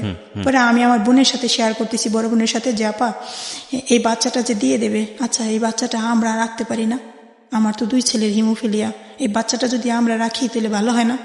তা আমার হাজবেন্ডের কথা বলতেছে, আল্লাহ, ও যে রাগী মানুষ, ও কি জীবনও মানবে, তা সে কখনো মানবে না। তখন আমিও তাই ভাবতেছি, কিন্তু আমার এমন একটা অবস্থা যে আমার হাজবেন্ডকে আমি এত ভালোবাসি যে আমি কোনো কিছু তার কাছে লুকাতে পারি না, আমি সব কিছু শেয়ার করি, তাকে সব বলে ফেলি। হয়তো চিন্তা করি যে এটা বলবো না, ওটা বলবো না, কিন্তু একটা টাইমে সে আমার সামনে আসলে তাকে আমি বন্ধুর মতো মনে করি, সব কিছু বলে ফেলি তাকে। তাহলে সে বাসায় আসছে, আসার পরে তা আমি না তাকে বলতেছি, খাবার খাচ্ছে, তখন বলতেছি জানো ওই মহিলাটার বাচ্চাটা না দিয়ে দেবে কাউকে, আচ্ছা আমরা কি ওই বাচ্চাটা রাখতে পারি না, আমরা যদি বাচ্চাটা আনিয়ে আমাদের মতো করে রাখি তাহলে ভালো হয় না। তাই বলে কি, এখন আমার দিক তাকিয়েছে, বলে কি যে তোমার এমনিতেই 2 ছেলের এই সমস্যা, তুমি নিজেই সিজারে তোমার হয়েছে, তারপরে তুমি কি পারবো এই বাচ্চা পালতে, কখনো। আমি কি দেখো আমি পারবো, আল্লাহর কাছে সাহায্য চাইবো, কারণ ও তো একটা এতিম বাচ্চা। আমাদের নবীজিও তো 6 মাসের পেটে রেখে নবীজির বাবা মারা গেছে, তাহলে ও তো এতিম ছিল, তা আমরা সেই করে আমরা এই বাচ্চাটাকে একটু লালন পালন করি, ও তো একটা এতিম, ওর বাবা জন্মের পরে ওর বাবাকে দেখবে না, তা আমরা এই বাচ্চাটা নিয়ে আসি। বলে কি আচ্ছা ঠিক আছে, যদি তুমি পারো তো আমার কোনো আপত্তি নেই, যদি তুমি পারো তো আমার কোনো আপত্তি নেই। মানে উনি পারমিশন দিয়ে দিলেন। এটা কত সালের গল্প? এটা হচ্ছে 12 সালে, 2012 সালের গল্প। তখন আপনার ঘরে আপনার 2টো বাচ্চা, দুটোই হিমোফিলিয়া বিতে আক্রান্ত। বড় বাচ্চার নাম কি? শরীফুল ইসলাম সিয়াম। আর মেজোটার? সোয়াইবুল ইসলাম সওয়াল। আর তৃতীয় যেটা আপনি দত্তক নিয়ে নিলেন, ওর নাম কি? রাফিন ইসলাম। রাফিন ইসলাম। তার মানে ওনাকে আপনি দত্তক নিলেন একদম লিখিতভাবেই? হ্যাঁ। পরে ওই মহিলাটা আমার বোনের বাসায় নিয়ে আসছে থাকার জন্য, এখন তো স্থান দরকার, আমার বোনের বাসায় নিয়ে আসছে। বোন ওকে খাওয়াই দাওয়াই মানে যত্ন করতেছে যে ডেলিভারি হবে। তো একটা টাইমে ও নিয়ে আসছে, মানে লিখিত একটা স্টাম্প, ওটা নিয়ে আসা ওই মেয়ে মানে ওই মহিলাটার মা, উনি দুজনে, ওনার তো স্বামী নেই, মারা গেছে। পরে আসা ইসলামে লিখিত যে আমার পেটে ছেলে হোক বা মেয়ে হোক, যে বাচ্চাই হোক, আমি অমুককে এটা দান করে দেব। তো আপনার ঘরেই তারপরে এই বাচ্চাটা আছে। এটার অত বড় লেন্দি স্টোরিতে আমরা নাই বা গেলাম, আমরা যতটুকু জানি যে ও আপনার ঘরে এখন আছে। বাচ্চার নামটা কি? রাফিন ইসলাম। রাফিন ইসলাম। এই তিনজনই আজকে এখানে এসছে। জি। এবং এখানে একটা কথা না বললেই নয়, যারা দর্শক আছেন এই ভিডিওতে, যারা দেখছেন ইউটিউবে, রাফিন এখন পর্যন্ত জানে না যে সে দত্তক, এবং এনাদেরকেই তিনি বাপ মা হিসেবে জানেন। তো ভিডিওর যে পার্টে আমরা তাকে প্রেজেন্ট করব, আমরা ওইভাবেই তাকে প্রেজেন্ট করব। সো প্লিজ এটা একটু আপনারা খেয়াল রাখবেন। শুধু সিচুয়েশন বোঝানোর জন্য আপনাদের সামনে পুরো পরিবারের পুরো বিষয়টা এখানে উপস্থাপন করা হচ্ছে, যাতে করে কোনো বিষয় গোপন না থাকে আপনাদের কাছে। এবং দিন শেষে আপনাদেরই একটা বলা যেতে পারে নিজের জায়গা থেকে একটা চিন্তা ভাবনার বিষয়ে আসা উচিত, সেটাও আমরা বলবো। আমরা সব বিষয় ওপেন করছি এবং আশা করছি আপনারা শেষ পর্যন্ত দেখবেন মানে মা কি জিনিস হয় এবং জীবনের ফাইটটা আসলে কি। অনেকেই অনেক ফ্রাস্ট্রেটেড হয়ে যান না জীবন গল্প শোনার পরে? আমাকে অনেকেই বলেন যে ভাই আজকে থেকে নিজের গল্পটা মানে নিজের দুঃখটা ভুলে গেলাম। এরকম অনেক কমেন্টস আছে, দেখবেন ইউটিউবে গেলে পাবেন এরকম কমেন্টস। তো আমি শুধু এটাই বলতে চাই, যারা জীবনে মনে করেন কিছুই করতে পারলাম না, কিছুই হলো না, কিছুই পেলাম না, তারা আজকে এই ভদ্র মহিলার জীবন গল্পটা একটু শেষ পর্যন্ত শোনেন, তারপরে আমার মনে হয় যে নিজের দুঃখগুলো ভুলে যাবেন। ওকে। রাফিনের সেটা তখন হসপিটালে ডেলিভারি হলো, আমার বোন হসপিটালে নিয়ে গেল, নেওয়ার পর তারপরে আমি যে ইসলামে লিখিত করলাম মানে ডেলিভারির আগে 5 দিন আগে, তখন আমি বললাম যে দেখেন এই যে তো আপনার বাচ্চাটাকে দান করে দিচ্ছেন, এই বাচ্চাটা আমি আপনার পিছনে খরচ হয়েছে, কিছু টাকা পয়সা, আবার ডাক্তার দেখানো হয়েছে, এগুলি থাক, কোনো সমস্যা নাই, এগুলো আপনার বাচ্চা যেহেতু আপনি নিয়ে যান, আপনি নিয়ে আপনিই রাখেন, আমার যে খরচটা হয়েছে এই জন্য আপনি কোনো কিছু দেন যে খরচ করছি এখন আমি দেব না, এরকম কিছু। আপনার বাচ্চা যেহেতু আপনি নিয়ে যান, ডেলিভারি পেয়ে আমার কোনো আপত্তি নেই, আপনি আমি এখনও স্টাম্প ছিঁড়ে ফেলাই দিই, আমি স্টাম্প রাখবো না। তখন সেই মহিলা বলতেছে কি না আপা দেখেন আমার তো শ্বশুরবাড়ির দিক দিয়ে আমাকে জীবনও মানবে না, আর ওর বাবার কবরটা একদম নদীর পাড়ে, এতদিনে হয়তো ভেঙেও গেছে, আর বাবার কবরটাও হয়তো নদীতে ভেসে গেছে, আর আমি আমার বাবার বাড়িতে যে এই বাচ্চা নিয়ে যাব সেখানেও আমি মুখ দেখাতে পারবো না, বলবে যে এই বাচ্চার বাবা কোথায়, মারা গেছে, এটা কেউ বিশ্বাস করবে না। আর আমি এখন একটা কাজ করব যে আমার আর একটা মেয়ে আছে, চাকরি করব, সেই চাকরি তো আমি করতে পারবো না এই ছোট বাচ্চা নিয়ে, আমি বাচ্চাটা কি করব, আমার যদি ভাগ্যেই থাকতো ওর বাবা বেঁচে থাকতো। মহিলাটা খুব কান্না করলো, আমার হাত ধরে বলতেছে যে আপনি পর্দা করেন, আপনি নামাজ রোজা করেন, আমার বিশ্বাস এই বাচ্চাটা আপনার কাছে ভালো থাকবে, আপনি যদি বাচ্চাটা রাখেন তো এই জন্য আপনার ওই বাচ্চারাও ভালো থাকবে, আমি দোয়া করে দেব, আপনি আমার পরকালে পাবো, আমার ইহকালে দরকার নেই, আপনি বাচ্চাটা রাখেন। খুব কান্না করলো মহিলা। পরে আমি জড়াই ধরে আমিও বললাম যে ঠিক আছে, আপনার বাচ্চাটা আপনি আমাকে বিশ্বাস করে যেভাবে দিয়েছেন ওকে আমি মায়ের স্নেহ দিয়েই আমি বড় করব, আমার পরিচয় বড় করব, এটাই আমার বাচ্চা, আমার ওই বাচ্চা যেরকম আমি দেখবো এদের আলাদা নজরে আমি জীবনে দেখবো না, এটাই আপনার সাথে। আমরা এই জায়গাটা ক্লিয়ার হলাম, আমরা দোয়া করি আপনার জন্য যেন সেটাই থাকে। আপনারা গল্পের ক্লাইম্যাক্সের জায়গাগুলো খেয়াল করবেন প্লিজ। দুটো বাচ্চাই হিমোফিলিয়া বিতে আক্রান্ত এবং as per medical science haemophilia A. Haemophilia A আর বির মধ্যে পার্থক্য কি? এ হচ্ছে ফ্যাক্টর 8 আর বি হচ্ছে ফ্যাক্টর 9। একই ধরনের ব্যাপার না? একই ধরনের ব্যাপার, একই ধরনের ব্যাপার, কিন্তু এটা হচ্ছে ফ্যাক্টর 8 আর ফ্যাক্টর 9, যেমন এটা বিভিন্ন ফ্যাক্টর নিয়ে ব্লাডটা তৈরি। এটা হচ্ছে ফ্যাক্টর 8 এর ঘাটতিতেও হিমোফিলিয়া এ হয়, আর ফ্যাক্টর 9 এ হচ্ছে হিমোফিলিয়া বি হয়, বাট টাইপটা একই রকম। ওকে, সো হিমোফিলিয়া এতে আক্রান্ত, বেসিক্যালি আমি হিমোফিলিয়া বলি, এবং হিমোফিলিয়া মানে হচ্ছে নন কিউরেবল ডিজিজ। এটা আসলে আমার তেমন কোনো ধারণাও ছিল না। আহনাফের স্টোরিটা প্রচার করার পরে অনেকেই আমার সঙ্গে যোগাযোগ করেন, তারপরে আমি এটা নিয়ে একটু পড়াশোনা করে যতটুকু পেয়েছি আইডিয়া, আমি ততটুকুই শেয়ার করছি আপনার সঙ্গে। It's non curable. বিদেশে এটার উপরে কমিউনিটি আছে, সোসাইটি আছে, যারা হিমোফিলিয়া বিতে আক্রান্ত, তারা একসাথে মুভ করে, অনেক বিষয় নিয়ে তারা একই সাথে একটা কমিউনিটিতে গ্রো করে। বাংলাদেশেও এরকম আছে, হয়তো এনারা জানেন না, আমাকে অনেকেই বেশ জানেন। ওকে, ভেরি গুড। সো ওগুলো হয়তো সামনে আসবে, তবে এটা নন কিউরেবল এবং সারাটা জীবন জুড়েই ফাইট করে যেতে হয়। অদ্ভুত এক ডিজিজ, মানে আল্লাহ ভালো জানেন, সবসময় তাওয়াক্কালতু আলাল্লাহ। তবে একটা কথা হলো যে আমরা যেন হাল না ছাড়ি, পুরো জীবনটাই তো আসলে রিস্কের, তাই না? তো ঠিক আছে, তো এই জায়গাটা থেকে উনি আসলে তৃতীয় বাচ্চা যিনি, যাকে দত্তক নিলেন, রাফিন না কি যেন নাম? রাফিন ইসলামকে দত্তক নিলেন। ওনার জায়গা থেকেও মনে হয়েছে একটা বাচ্চা থাকা উচিত, এবং ওনার হাজব্যান্ডও পারমিশন দিয়েছে। আগাই সামনের দিকে। তারপর আমার বাচ্চাটা যখন ছোট, বাচ্চাটাকে যখন আমি নিয়ে আসলাম ডেলিভারি পরে, আমার কাছে নিয়ে আসার পরে তখন আমি দোকান থেকে ওর আব্বু গিয়ে সাথে সাথে দুধ নিয়ে আসলো, ফিডার কিনে নিয়ে আসছে, আজান দিল, কানে যা করণীয় সেটা করলো, জামা টামা নিয়ে আসলো কিনে, খুব খুশি, সে খুব খুশি বাচ্চাটা। এই গল্পটাতে যেখানে আছে সেখান থেকে আপনাকে আবার পিছনে নিয়ে যেতে চাই। আপনি যেখান থেকে এই গল্পটা শুরু করেছিলেন সেটা হচ্ছে আপনার মেজ বোন যিনি ডিভোর্স প্রাপ্ত হলেন এবং তার বাচ্চাটাও হিমোফিলিয়া বিতে আক্রান্ত, জি তাকে নিয়ে আপনার বাসায় উঠেছে, তখন আপনার এই 3টা ছেলে, জি রাইট? জি। সো আমার মনে হয় যে আমরা একটু করে সামনের দিকে আগে ওই জায়গাটায় যাই। তারপরে আপনি ফাইটটা করেছেন, ইন দ্য মিন টাইম আপনার মেজ বোন একটা মামলাও করেছে, যৌতুকের মামলা। জি, তারপর একটা টাইমে আমার ওই ছোট বাচ্চাটা একদমই ছোট, ওর আব্বু ঢাকা আসছে। আমার বড় ছেলেটা মেজো ছেলেটা দুই ছেলেই দাঁতের গোড়া দিয়ে রক্ত পড়া শুরু হয়েছে একদিন বৃষ্টি রাতে। তখন কি আপনার মেজ বোন আপনার বাসায়? না, তখনও আসেনি? না তখন আসছিল, কিন্তু অন্য বাসায় এখন। আচ্ছা, আমার সে মেজ বোনের বাসায় গেছে, মানে আমার কাছে কিছুদিন থাকার পরে আবার মেজ বোনের বাসায় গেছে। ওকে। সেখান থেকে আবার বাবার বাড়িতে কয়েকদিন, মানে এক এক জায়গায় তখন মানে পার্মানেন্ট কোনো থাকার জায়গা নেই, থাকার Move জায়গা করছে নেই। বিভিন্ন জায়গাতে। হ্যাঁ। আচ্ছা, তখন সে এমন একটা পর্যায়ে যে আমার 2টা বাচ্চাই রাতে রক্তক্ষরণ শুরু হলো দাঁতের গোড়া দিয়ে, দুজনেরই এত রক্ত পড়তেছে যে ঘরে আমার ইঞ্জেকশন নেই, বাহিরে বৃষ্টি হচ্ছে। ও মাই গড। আমি ছোট বাচ্চাটা তখন অনেক 1.5 মাস 1 মাস 17 দিনও অনেক অসুস্থ, আমার 2 বাচ্চা, আমি কি করব একা, একদম বাসার ভিতরে আমি একা, 2 বাচ্চার রক্তক্ষরণ হচ্ছে, এমন রক্তক্ষরণ হচ্ছে। তখন আমি 2 বাচ্চা 2 পাশে নিলাম, নিয়ে মাঝখানে কোরআন শরীফ পড়তে থাকলাম। আর ডান হাত দিয়ে একসময় আমি বড় ছেলেটার হাতে দেখি যে ও বেঁচে আছে কিনা, আর একবার আমি মেজো ছেলেটার হাত দিয়ে দেখি ও বেঁচে আছে কিনা।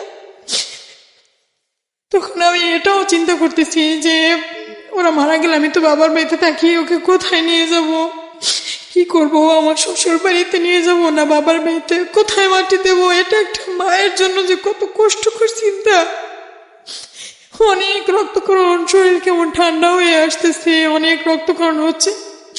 আমি ফোন দিয়ে কান্নাকাটি করতেছি আমি বড় ভাসুরের কাছে যে আমার ছেলে এরকম অসুস্থ, 2 জনেরই রক্তক্ষরণ হচ্ছে। তখন সে আমার দেবরের কাছে, আমার ভাসুরে বলল, আমার দেবরে ওই মুহূর্তে ফোন দিছে আমার কাছে। আমি তখন কোরআন তেলাওয়াত করতেছি, 2 জনের রক্ত পড়তেছে। তখন আমার ছোট দেবরটা ফোন দিছে, ভাবি কি হয়েছে?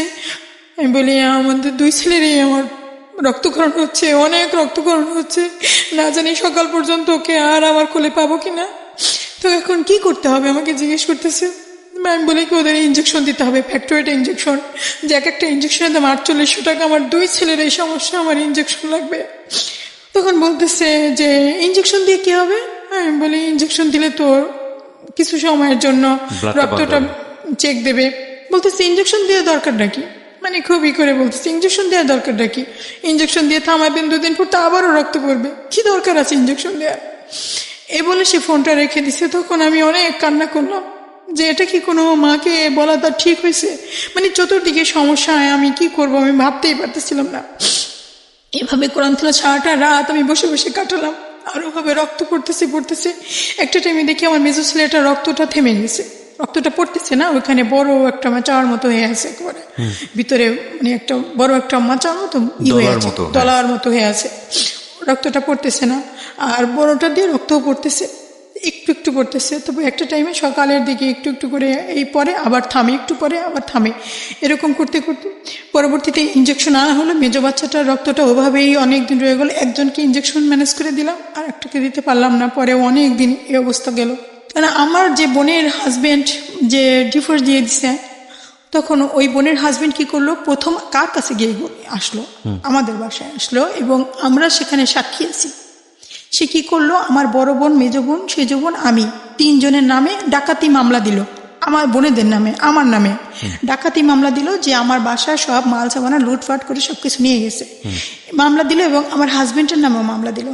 মানে আপনারা যারা সাক্ষী ছিলেন মামলায় তাদেরকে, মানে আমরা যাতে কিছু না করতে পারি এবং আমরা যেন দৌড়ে পড়ে থাকি, এভাবে মামলা দিল। মামলা দেওয়ার পরে তখন ওই এলাকার চেয়ারম্যান, আমাদের চেয়ারম্যান গিয়ে ওই এলাকার চেয়ারম্যানদের বললো, এই করলো। একটা টাইমে আমাদের মামলাটা আমার নামে বা মামলাটা ছিল, ওই মামলাটা তুলে নিল, আমার হাজবেন্ডের নামে মামলাটা তুলে ফেলার পরে আবার আমার কি করলো, আমার সেজো বোনটা গিয়ে আমরা, মানে এটা এখন আমার কাছে নেই, আমার ছেলেরা ছোট একদম, 2 ছেলে অসুস্থ, তখন আমার ওই সেজো বোনটাকে আমার কাছ থেকে নিয়ে আমার মেজো বোনের বাসায় নিয়ে গেল, ওই যে ডিভোর্স দিল যে বোনটাকে, সেই বাসায় নিয়ে গেছে। তখন ওরা ওখানে যুক্ত করে বলতেছে না, যৌতুক মামলা না, এটা আমার নারী নির্যাতন মামলা দেব।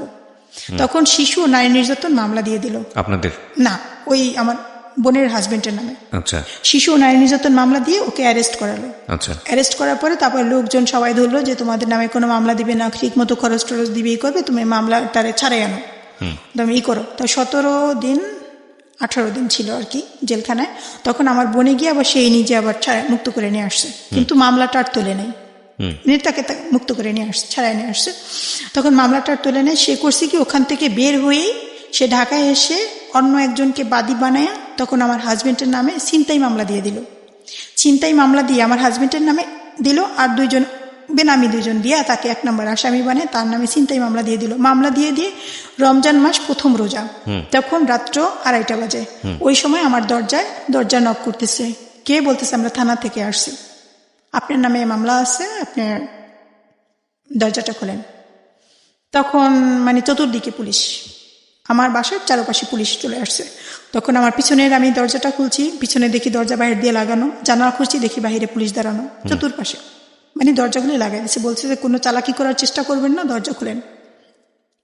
আমি সাথে সাথে বোরকা পরলাম। বোরকা পরে তখন আমি আমার হাজবেন্ডকে বলছি যে তুমি সেহরি খাও, প্রথম রোজা যদি সেহরি খাবে, যদি তুমি সেহরি খাও। তখন সে অবাক হয়ে গেছে, মানে সে হাত পাতার কাঁপতেছে যে আমার নামে মামলা, কে দিয়েছে মামলা, কি করলো, মানে এভাবে মানে সে হতবাক হয়ে গেছে, কে দিতে পারে মামলা, কেন দিল, মানে এইসব চিন্তা করে। তখন সে মামলা দিয়ে যখন আমার হাজবেন্ডকে ধরতে ভিতরে দরজাটা খুলতে বাধ্য হলাম। দরজাটা যখন খুললাম তখন তাকে অ্যারেস্ট করা হলো। করার পরে আমি অনেক তার পুলিশের পা ধরে কান্নাকাটি করলাম যে দেখেন আমার হাজবেন্ড এরকম না, আমার হাজবেন্ড অনেক ভালো মানুষ, আমার দেখেন ঘরে 2টা ছেলে অসুস্থ, একটা ছেলে ছোট, আমার হাজবেন্ডকে ধরে নিয়ে গেলে তখন আমরা কিভাবে বাঁচবো, কেমন করব, কি করব, প্লিজ নেবেন না। বলে কি যে আপনি এটা থানায় বলবেন, এটা আমাদের ডিউটি, আমাদের চাকরি থাকবে না আমরা যদি এটা না নিয়ে যাই, যা বলার আপনারা আইনের কাছে বলেন, থানায় এসে বলেন। পরে ওখান থেকে নিয়ে গেলো। আমি নাক ফুলটাও খুলে ফেলছি, দেখেন আমার তো সেরকম টাকা পয়সা নেই, আমার নাক ফুলটা নিয়ে যান, তাও আমার স্বামীকে নিয়ে না। অনেক কান্নাকাটি করার পরে সে আধা ঘন্টার উপরে চলে গেল। তারপর তারা নিয়ে যখন বাসার থেকে বের হয় তখন দেখে যে ওই আমার বোনের হাজবেন্ড হুন্ডা নিয়ে বাহিরে দাঁড়ানো, মানে সে নিজেই পুলিশ নিয়ে এসে আমার হাজবেন্ড অ্যারেস্ট করালো। সে নিজের চোখে দেখছে যে আমার বোনের হাজবেন্ড বাহিরে দাঁড়ানো আছে আর লোক নিয়ে। তাকে নিয়ে যাওয়ার পর তারপরে তার 7 দিন ছিল জেলে। হ্যাঁ, 7 দিন জেলে ছিল। তখন আমি তো দিন রাত শুধু কান্নাকাটি করতেছি যে এবারে আমাকেও ডিভোর্স দিয়ে দেবে সে এসে। এক হিমোফিলিয়া অসুখকে কেন্দ্র করে ফ্যামিলির মধ্যে কি চলছে আপনারা একটু চিন্তা করে দেখেন।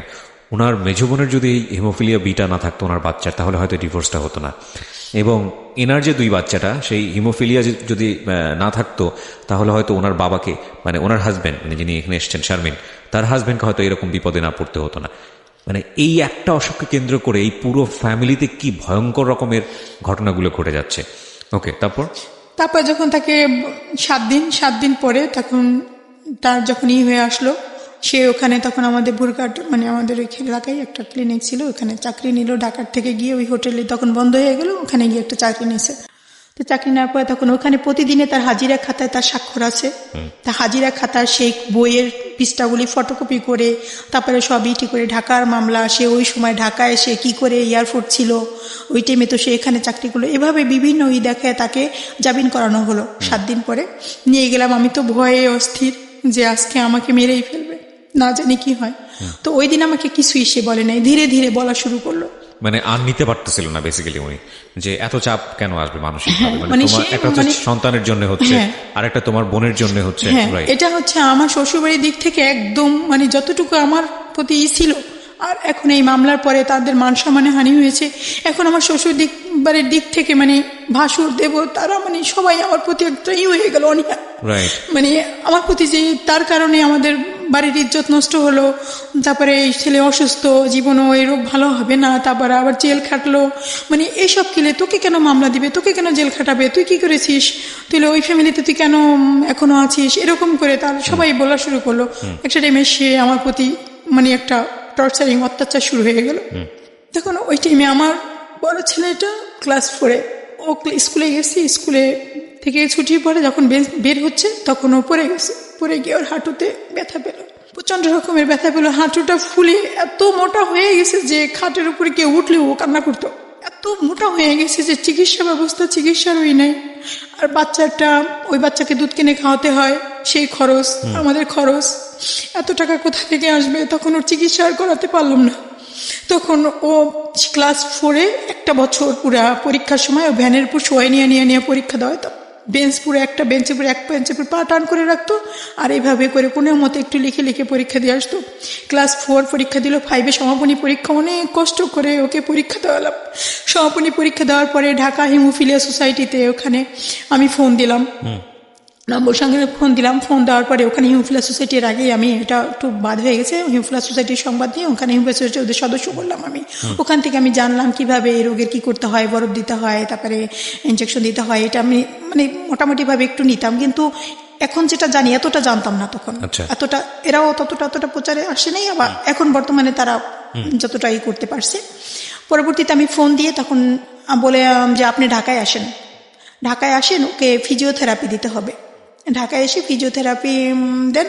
তখন আমি বলছি যে ঢাকায় আসবো, আমার কাছে তো টাকা নেই, আমি এই বাচ্চাদের নিয়ে কি করে আমি ঢাকায় আসবো? তা বলতেছে যে আপনি ঢাকায় আসেন, দেখি আমরা কি করতে পারি। পরে ঢাকায় এসে ফিরোজাবাড়ি প্রতিবন্ধী হসপিটাল, ওখানে ফিজিওথেরাপি দিলাম। ডলি ম্যাডাম উনি আর কি ফিজিওথেরাপি, ওখানে প্রথমবারে 23 দিন ছিলাম ভর্তি। তারপরে একটা টাইমে আবার বাড়িতে গেলাম, গিয়ে আবার আসলাম, আবার মানে আরও দিতে হবে। তখন ওই বাচ্চাটার আমার ছোট বাচ্চাটা একদম ছোট, তখন ওকে রেখে আসছি। তখন ওর বাবা, তারপরে আমার মা, এর ভিতরে মানে ওকে দেখাশোনা করলো। আর আমি ওই বড় বাচ্চাটা নিয়ে হসপিটালে ভর্তি।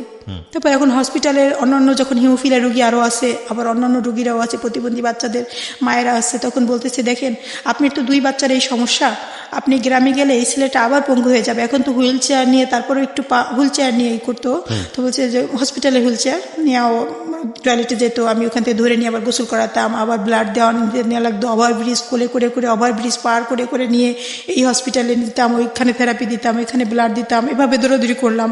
সবাই বলে দিছে যে কোন জায়গায় কীভাবে করতে হবে, যেতে হবে সেভাবে। পরবর্তীতে আমার হাজব্যান্ড তো গ্রামে, আমি একা ঢাকা এটা করতেছি হসপিটালে থেকে, কারণ আমার ছোট 2 বাচ্চা বাড়িতে, তখন ওর আব্বু বাড়িতে। সবাই বলতেছে যে আপনি যেহেতু 2 ছেলের এই সমস্যা, আপনি ঢাকায় থেকে যান, গ্রামে ব্লাড ব্যাংক নাই, চিকিৎসা নাই, তো আবার পঙ্গু হয়ে যাবে। তখন ওরা পঙ্গু হলে ঘরে এসে যখন আপনার হাজব্যান্ড দেখবে যে একজন পঙ্গু হয়ে আছে, তখন আপনার হাজব্যান্ড আর থাকবে না, আপনাকে ছেড়ে চলে যাবে, এখন যাও তাও আছে। তা এভাবে করে আমাকে বললো। তা চিন্তা করলাম যে ঘটনা তো ঠিকই, আমি যদি গ্রামে যাই তো আমার ছেলের তো চিকিৎসা হবে না, ওরা আবার সেই পঙ্গু হয়ে যাবে, আবার হাঁটতে পারবে না, তাহলে আমি ঢাকায় থাকবো। তখন ওখানে আমি কোথায় থাকবো, কি করবো? একজনে বললো যে মিরপুরে কম টাকায় ভাড়ায় থাকা যায়, ভাড়া একটু কম, আপনি ওখানে আসেন। কত সালের গল্প এটা হচ্ছে 13 সাল, 2013 সালে। হ্যাঁ, 13 সালে তখন আমি ঢাকায় ওকে ক্লাস 6-এ ভর্তি করলাম। আচ্ছা, বড় ছেলেকে। তো হচ্ছে যে ট্রিটমেন্ট করার মতো পয়সা নাই, 2 হচ্ছে হলো যে এই মামলা কেন্দ্রিক ঝামেলা, 3 হচ্ছে হলো 2টো বাচ্চা নিয়ে ফাইট করা এবং ঢাকায় শিফট হয়ে যাওয়া। হ্যাঁ। আপনার হাজবেন্ড তখন হচ্ছে কোন জেলাতে কাজ করছে? গ্রামে। হ্যাঁ, মানে আপনার হাজবেন্ড থাকবে গ্রামে, আর আপনি শুধু বাচ্চাদের জন্য চলে আসবেন ঢাকা শহরে। হ্যাঁ, ঢাকায়। তখন একটা বাসায়, একটা টিন শেড বাসা, ওই বাসায় তখন এই বাচ্চাদের নিয়ে ওর আব্বু প্রথমে কিছু জিনিসপত্র সব পাঠিয়ে দিল গাড়িতে। ওই গাড়িটা, ওই মালামালগুলি আমি গিয়ে আবার রিসিভ করে নিয়ে আসলাম। আনার পরে তারপরে সে একটা টাইমে আমার ওই বাচ্চাদের নিয়ে সেও আসলো। আসার পরে বাচ্চাদের রেখে তারপরে সে বলল যে তুমি কষ্ট করো, থাকো, আমি টাকা পাঠিয়ে দেবো, আর দেখি আমি ঢাকা যদি কোনো চাকরির ব্যবস্থা করতে পারি তো আমি ঢাকায় চলে আসবো। এই কথা বলছে। তখন আমি ওই 3 বাচ্চা নিয়ে ঢাকায় থাকি। ঢাকায় থাকার পরে এখন আমার এখানে বাসা ভাড়া দিতে হয়, তখন 6,000 টাকা, ওরা ওখানে 6,000 টাকা বেতন পায়। তা বাসা ভাড়া দিতে হয়, খাবার দাবার কি করব। ছোট বাচ্চাটা তখন একটু আবার হাঁটতেছে, ছোট ছেলেটা, ওর বয়স এখন একটু হয়েছে, হাঁটতেছে, কথা বলতেছে। তো এই অবস্থা তখন আমার ওই 2 বাচ্চাকে আমি ওখানে একটা স্কুল আছে কাছে, ওই প্রাইভেট, মানে এটাই, ওখানে আমি টিচারের সাথে, হেড প্রিন্সিপাল স্যার, তার সাথে যোগাযোগ করলাম। সে আবার ওকে ফ্রি ভর্তি করে দিল, আমার মেজর ছেলেটাকে। আর বড় ছেলেটা ওকে 4-এ ভর্তি করলাম, মেজর ছেলেটাকে। আর বড় ছেলেটাকে ক্লাস 6-এ ভর্তি করলাম। সে হচ্ছে ওখানে টিচারদের বলছি, কিন্তু কোনো কাজ হয় না। ওই 500-600 এমন করে টাকা দিতাম, মানে ভর্তির টাকাটা। প্রথম তো পুরোটা ম্যানেজ করতে পারিনি। তখন আমি আমার সেলাই মেশিনটা, আমার হাজব্যান্ডকে বললাম আমার সেলাই মেশিনটা ঢাকায় দাও, দেখি আমি কি করতে পারি। এখন আমি তো কোথাও চাকরিও তো করতে পারবো না এই অবস্থা। তখন সেলাই মেশিনটা সে ঢাকায় নিয়ে আসার পরে তখন আমি ঢাকায় স্কুলে গিয়ে, মাদ্রাসায় গিয়ে, তখন অভিভাবকদের এভাবে করে বলি, তারা আমাকে আশেপাশে যারা আছে, পাশের বাসা, এভাবে সবাইকে গিয়ে আমি বলি। তারপরে তারা আমাকে কিছু সেলাইয়ের কাজ দেয়। তা আমি ওগুলি সেলাই করে কিছু ভাবে এভাবে করতে করতে একটু করে আগালাম।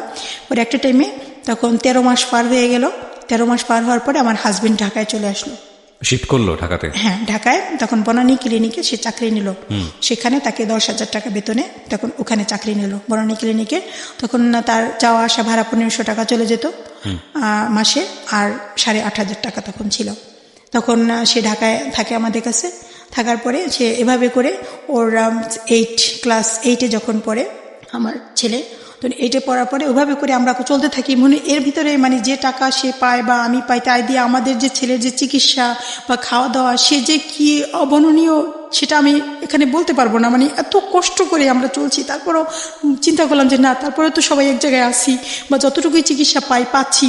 তো এভাবে করে চলতে থাকার একটা টাইমে আমার হাজবেন্ড সে ওই যখনই মনে পড়তো, দেখতো অসুস্থ করতো, আর ওই কথা বলতো যে আমাকে ঠকাইছো, আমাকে তোমরা বলো নাই কেন, এই সেই আমি মামলা খেয়েছি, জেল খাটছি এই ফ্যামিলির জন্য, এটা একটা গজবের ফ্যামিলি, তোমার এই গজব। বাচ্চারা তো বুঝে গেছে যে তাদের শরীরে এই সমস্যাটা এবং তাদের এই রোগটা কখনই ভালো হবে না। আমার ঘরে কোনো আয়না নাই, এখন আছে ছোট একটা আয়না আছে, আয়না রাখতাম না, কারণ যখন দাঁত পরে দাঁত জ্বালাতো ওই সময়টা যখন অনেক রক্ত পড়তো, এত রক্ত পড়তো যে রাতের বেলা একটু দাঁত নড়তো, রক্ত পরে বালিশ ভিজে যেত, সব বুকটুক সব ভিজে যেত। মানে রক্ত দেখলে ওরাই ভয় পাবে, কোনো আয়না রাখতাম না। তখন এক ভাই আর এক ভাই রক্ত দেখতো, তখন ওরা ভয় পেয়ে যেত, কান্নাকাটি করতো। ওরা ভাবতো যে আমরা আর বাঁচবো না, আমরা হয়তো এই শেষ, মারা যাব। তো ওদেরকে ভালো করে যে বোঝানোটা, বাবা এই রোগটা হচ্ছে, এটা তোমাদের কিভাবে ফাইট করতে হবে, মনের দিক থেকে সাহস রাখতে হবে, এই জিনিসটা কি করতেন না? সে কখনোই করতেন না এটা কখনোই করতেন না। ওদের প্রতি তার আন্তরিকতা আছে, কিন্তু এটা কখনো করতেন না। তোমরা ধৈর্য ধরো, বা এই রোগটা তোমাদেরই হবে, এটার বিনিময়ে তোমরা আল্লাহর কাছে পুরস্কার পাবা, এরকম সে কখনোই সান্ত্বনা বোঝাতেন। আমি বলতাম, আমি সবসময় বলতাম ওদের। কিন্তু একটা টাইমে মানে সে আমার প্রতি এতটা ক্ষুব্ধ হয়ে গেল যে কেন এইটা, যখন মানে টাকা পয়সা হাতে না থাকলে যেটা আর কি হয়, এটা তখনই মানে যখনই টাকা অসুস্থ থাকতো, হাতে টাকা নেই, তখন মানে উল্টাপাল্টা আমাকে যা বলার তাই বলতো। কিন্তু আমি জানতাম যে এটা যেহেতু আমি এর বাহক, আমার কারণে এই সমস্যা, তখন আমি এটা সহ্য করে যেতাম। আমি তা প্রতি উত্তর করার মতো কোনো সে ছিল না আমার। তখন সে আর তার খালাতো ভাই আর ওখানে কিছু লোক আছে, একটা ক্লিনিক দেবে গ্রামের বাড়িতে। তা বলতেছি কি যে আমি একটা ক্লিনিক দেবো, তুই অন্য মানুষের ক্লিনিকে কেন চাকরি করবি, তা গ্রামে এখানে আমার ক্লিনিকে এখানে নে। তা ধীরে ধীরে পরে ওদের নিয়ে আসিস। তো ওখানে খরচ যা 8,500 টাকা, তা আমি তোকে 10,000 টাকাই দেবো, তুই 10,000 টাকা পুরাই থাকবে। তো এই টাকাটা ওরা পাইলে ওদের জন্য উপকার হবে। তা সে করলো কি, সে আবার চলে গেল গ্রামে গিয়ে ওখানে ওই চাকরি নিল, আর আমায় বললো যে তুমি থাকো ঢাকায়। আর এরপর থেকে আমি ঢাকায় থাকা, কিন্তু তার এর মাঝে যে এই যে বনানী ক্লিনিকে চাকরি নেওয়ার আগে বেশ কিছুদিন তার চাকরি ছিল না। আবার ঢাকায় হোটেলের যে কাজ করতো, হোটেলের কাজ করার পরও তার বেশ কিছুদিন চাকরি ছিল না। এভাবে করে আমি কি বলবো, আমি বাড়ির দরজার কাছে আমি ঢেঁড়স গাছ লাগাতাম, শাক টাক এগুলি লাগাতাম। ওগুলি বাড়ির পাশে এক ভাই আছে, সে বাজারে মাছ বিক্রি করতো, ওগুলি সবগুলি টোকায় নিয়ে তার কাছে দিতাম, ভাই এটা বিক্রি করে দেন। এটা বিক্রি করে টাকা নিয়ে আসতো, তাই দিয়ে আমি চাল কিনতাম, ডিম কিনতাম, দুধ কিনতাম। মানে এভাবে করে যে আমি যে খুঁটিনাটি কিভাবে যে সংসারে এভাবে আগলে রেখেছি, সেটা আমার আল্লাহই ভালো জানে যে আমি কত কষ্ট করে, সেই দিনগুলির কথা মনে পড়লে যে আমি অনেক কষ্ট করে শুরু থেকে আমি অনেক কষ্ট করেছি। করতেন ঢাকাতে আসাতে করতেন না? ঢাকা আগে করতাম। তারপরে আমি ঢাকায় এসে ওই সেলাই কাজ করতাম। আমার হাজবেন্ড যখন চলে যায় গ্রামে, তখন এই বিভিন্ন সময় যখন হসপিটালে ব্লাড ব্যাংকে যেতে হতো, এই ইঞ্জেকশন লাগবে, ইঞ্জেকশনের জন্য যেতে হতো। এভাবে করে মানে সেলাই করে কোনো বাসা থেকে আমার বাসা 4তলা 5তলা সিঁড়ি বেয়ে গিয়ে তাদের থেকে অর্ডার নিয়ে আসি, আর সেলাই করে আবার গিয়ে পৌঁছে দিতে হবে। এটা আমি প্রতিদিনই করি বলতে গেলে, প্রতিদিনই। কারণ বেশিরভাগই তারা আসে না, অনেকেই আসে না বাসায়। মানে বাসায় গিয়ে আপনি অর্ডার নিয়ে আসেন, কাজ করে বাসায় আবার পৌঁছে দিয়ে আসি আমি। এরা আসে না, তাই এভাবে করে মানে চলতে থাকে। কিন্তু একটা টাইমে দেখেন, একটা মায়ের জন্য ওই কথাটা কতটা নির্মম। বাচ্চারা যখন বলে যে এখনই যে আমার হাজবেন্ডের আজকে এই 9 মাসের যাবত চাকরি নেই, সে কাজ করতেছে না, কারণ ক্লিনিকটা ছিল নতুন। ওখানে শুরু করাতে, ওখানে একদম গ্রামের ভিতর ক্লিনিকটা দিচ্ছে, ক্লিনিকে তো আমার রুগী টুগি হয় না, তখন ওইটা বন্ধ। এখান থেকে গ্রামে চলে গেলেন কেন? না, বলতেছি আমার হাজবেন্ড যে গ্রামে, সে চাকরিটা কেন নাই তার বর্তমানে, যে ওই নতুন ক্লিনিক, সেখানে তার ওটা কাজ হচ্ছে না, এই জন্য ওইটা বন্ধ রেখে তারা আবার একটু পরপারের দিকে আবার একটা ক্লিনিক করতেছে। যার কারণে যে মাঝের যে গ্যাপটা, ওই গ্যাপটা সে পুরোটাই বেকার, সে কিছুই করতেছে না। এই যে এই টাইমে এখন আমার তার কাছ থেকে আমার কোনো টাকা আসতেছে না, আর এই টাইমে আমি কি করে, আমি 8,000 টাকা বাসা ভাড়া, তারপরে আমার 3টা বাচ্চা প্লাস আমি খাবার দাবার খরচ, পড়াশোনা, তারপরে চিকিৎসা আমি কি করে করি? মানে আমার এমন অবস্থা, এই আপার কাছ থেকে 5,000, এই আপাতে 2,000, এমন করে তারে আবার সেলাই করে করে শোধ করা, এর সেলাই করে শোধ করা। মানে এই যে একটা কঠিন পরিশ্রম। পরে আমার এই রমজানের আগে কয়েকটা আপা কয়েকজন মিলে তারা বললো কি আপনি পা মেশিন দিয়ে কাজ করেন, শুধুই পিঠ ব্যথা, কোমর ব্যথা, এই ঔষধ খান, বাসায় এসে দেখি আসলে খুব খারাপই লাগে, আমরা কিছু কিছু টাকা দিয়ে আপনি একটা প্লেন মেশিন কিনেন, ওই যে কারেন্টের মেশিন যেটা। তা ওরা আবার সবাই মিলে আমাকে একটা কারেন্টের মেশিন কিনে দিল। তো ওইটা তাও ধার করা টাকা, এখনও 13,650 টাকা পাওনা আছে। মানে এই টাকা শোধ করিনি আমি, বাকি টাকাটা একটু একটু করে সেলাই করে করে আমি শোধ করেছি, এখন ওই টাকাটা আবার পাবে ওরা। তারপরে আমার এইভাবে করে করে চলতে থাকে। আমি সবসময় এই টেনশনে থাকি আমার বাসা ভাড়া আমি কিভাবে দেবো, আমি বাসা ভাড়াটা আমি কিভাবে দেবো, মাস আসলে যেমন আজকে মাস 3 তারিখ, আমি কি করে বাসা ভাড়াটা ম্যানেজ করব। তো এভাবে করে বাচ্চারা আসে সন্ধ্যার পরে বলে আম্মু খাবার কিছু আছে? ভাই আমি কি বলবো, আমি তখন বলি বাবা আমার ঘরে তখন কিছু খাবার নাই, আমার বাচ্চারা মানে হিমোফিলিয়া, জানি না ওদের আল্লাহ কতদিন বাঁচিয়ে রেখে, আমি মা হয়ে যখন বলি যে আমার ঘরে কোনো খাবার নেই, আমার এত কষ্ট লাগে, অনেক খারাপ লাগে যে আমি বাচ্চাদের ঠিক মতো খাবার দিতে পারি না। আমার এখানে কাগজপত্র এর ভিতরে আছে, আপনি দেখবেন আমি ওখানে কাউন্সিলের বাসায় দিনের পর দিন গিয়ে গেটের কাছে দাঁড়ায় থাকি। ভাইয়া আমার বাচ্চার বেতনের মওকুফ করার জন্য একটু সুপারিশ করেন, পিজি বলছে আর ভর্তি করতে পারতেছে না, ভর্তি নিচ্ছে না, আমার ছেলের বেতন মওকুফের জন্য একটু সুপারিশ করেন। আমি কাউন্সিলরের বাসায়, এর বাসায়, ওর বাসায়, কত মানুষ, তাদের কাছে গিয়ে গিয়ে বলে আমার বাচ্চাকে একটু পড়ো, যদি একটু ফ্রি পড়তো, একটু ফ্রি পড়ার সুযোগ পেত, আমার অনেক উপকার হতো। এভাবে আমার এখানে সেই সমস্ত ডকুমেন্ট অনেক আছে কি অনলি ফর টুডে মানে একদিনের অনুমতি দিত স্যার, একদিনের অনুমতি দিত। বাচ্চারা কি করতো, পরীক্ষা শুরু হওয়ার 2 ঘন্টা আগে চলে যেত, গিয়ে বলতো আম্মু স্যারকে যদি না পাই তাহলে পরীক্ষা দিতে পারবো না, স্যারে পায় না, বাসায় চলে যায়, স্যার আমাকে আর একদিনের অনুমতি দেন। আম্মু আবার টাকা ম্যানেজ করে আবার টাকা দিয়ে দেবে স্কুলে। আমার কাছে এতখানি গাদি করা যায় অনলি ফর টুডে, এরকম অনুমতির অভাব নেই। এই অনলি ফর টুডেটা কি আমি বুঝি মানে আজকের জন্যই শুধু, আচ্ছা মানে আজকের জন্যই অনুমতি দিলাম, কালকে আবার অনুমতি ছাড়া পরীক্ষা দেওয়া যাবে না, বা টাকা না দিলে পরীক্ষা দিতে দেবো না। ও মানে ক্লাস পরীক্ষা যে প্রথম সাময়িক পরীক্ষা, টিউটোরিয়াল পরীক্ষা, এই পরীক্ষাটাও মানে স্কুলে তো বকেয়া দিতে পারে না। হ্যাঁ ফি দিতে পারতাম না, এটার জন্য মানে আমার অনেক খারাপ লাগতো। ওকে এসএসসি দিয়েছে? হ্যাঁ সেটা আরো মর্মান্তিক ঘটনা।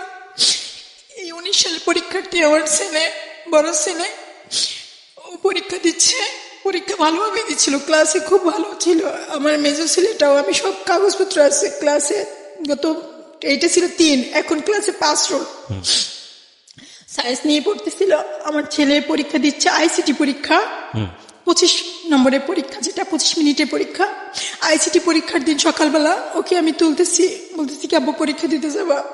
সেই ছেলের কোনো সারা শব্দ নেই, তার মাথার বাম সাইডটা, পিঠ, মেরুদণ্ড থেকে শুরু করে সমস্ত শরীরে ব্যথা, সে উঠতে পারতেছে না, সে বিছানা থেকে সে উঠতে পারতেছে না। ওরা বুকে নামে, আমি যে কি করবো, ছেলেটাকে তুলতে পারতেছি না। 10টা বেজে আসছে, অনেক কষ্ট করে কিছুই খাওয়াতে পারিনি। আমার তো বড় ছেলে, 17 বছরের ছেলে, আমার গায়ের উপর ভর করে আস্তে আস্তে, রাস্তাটা কিছু পথ কাটা, ড্রেন বসাচ্ছে কাটা, রাস্তা কাটা, ওখানে কোনো রিক্সাও চলে না। সেই পথটা হেঁটে হেঁটে গিয়ে সামনে রিক্সা পেতে বিলম্ব হলো। সেই পরীক্ষার হলে যখন পৌঁছাই তখন 27:02 পরে আমি পরীক্ষার কেন্দ্রে পৌঁছাই। 10:27 যখন ওই পরীক্ষা কেন্দ্রে যাই, মিরপুর 1 বেঙ্গলি স্কুল, সবাই চেনে, মিরপুর উচ্চ বিদ্যালয়, সরকারি উচ্চ বিদ্যালয় স্কুলটার নাম। ওখানে ম্যাডামের কাছে গেলাম, ম্যাডাম আমার ছেলে, আপনি তো জানেন আমি ঢাকা শিক্ষা বোর্ড থেকে ওর জন্য 30 মিনিটের এক্সট্রা সময় নিয়ে আসছিলাম। এই দেখেন আমার ছেলের সরকারিভাবে প্রতিবন্ধী কার্ড আছে, ও একটা প্রতিবন্ধী বাচ্চা, ওর হিমোফিলিয়া, ওর এই সমস্যার কারণে আমার আসতে বিলম্ব হয়েছে ম্যাডাম, ওকে একটু সুযোগ দেন। ওর যেহেতু 30 মিনিটের সময় আছে, বলেন না এটা রিটার্ন পরীক্ষার সময়, এটা নৈবেদিক পরীক্ষার সময় না। তখন আমার ছেলেটাকে পরীক্ষা দিতে দিল না, বলে এটা পাবলিক পরীক্ষা, এই পরীক্ষা নেওয়া যাবে না। আমার ছেলে এমনিতেই অসুস্থ, ওকে তো বেশি ব্রেনে চাপ দেওয়া যাবে না, তাহলে ব্রেনের মাথার ভিতর রক্তক্ষরণ হতে পারে। আমি ছেলেটা নিয়ে চিন্তায় পড়ে গেলাম, আর খুব পায়ে ধরি। ম্যাডাম আপনি পায়ে ধরি 10 মিনিট সময় দেন। ম্যাডাম 10 মিনিট সময় দেন, 10 মিনিট শুধু। বলেন না 1 মিনিট সময় দেওয়া যাবে না, এটা পাবলিক পরীক্ষা। দারোয়ান ডাক দিল বলে এদেরকে বের করে নিয়ে যাওয়া, আবার কাজে ডিস্টার্ব করতেছে, আমাদের এখান থেকে বের করে দিল। আমার ছেলে ওইখানে অসুস্থ হয়ে পড়ছে, আমি তাকে আর তুলতে পারতেছি না। আমি কোনো মতে একটু সিএনজি ডাক দিয়ে আমি সিএনজিতে তুললাম, ওখান থেকে ওকে মেডিকেলে নিয়ে গেলাম।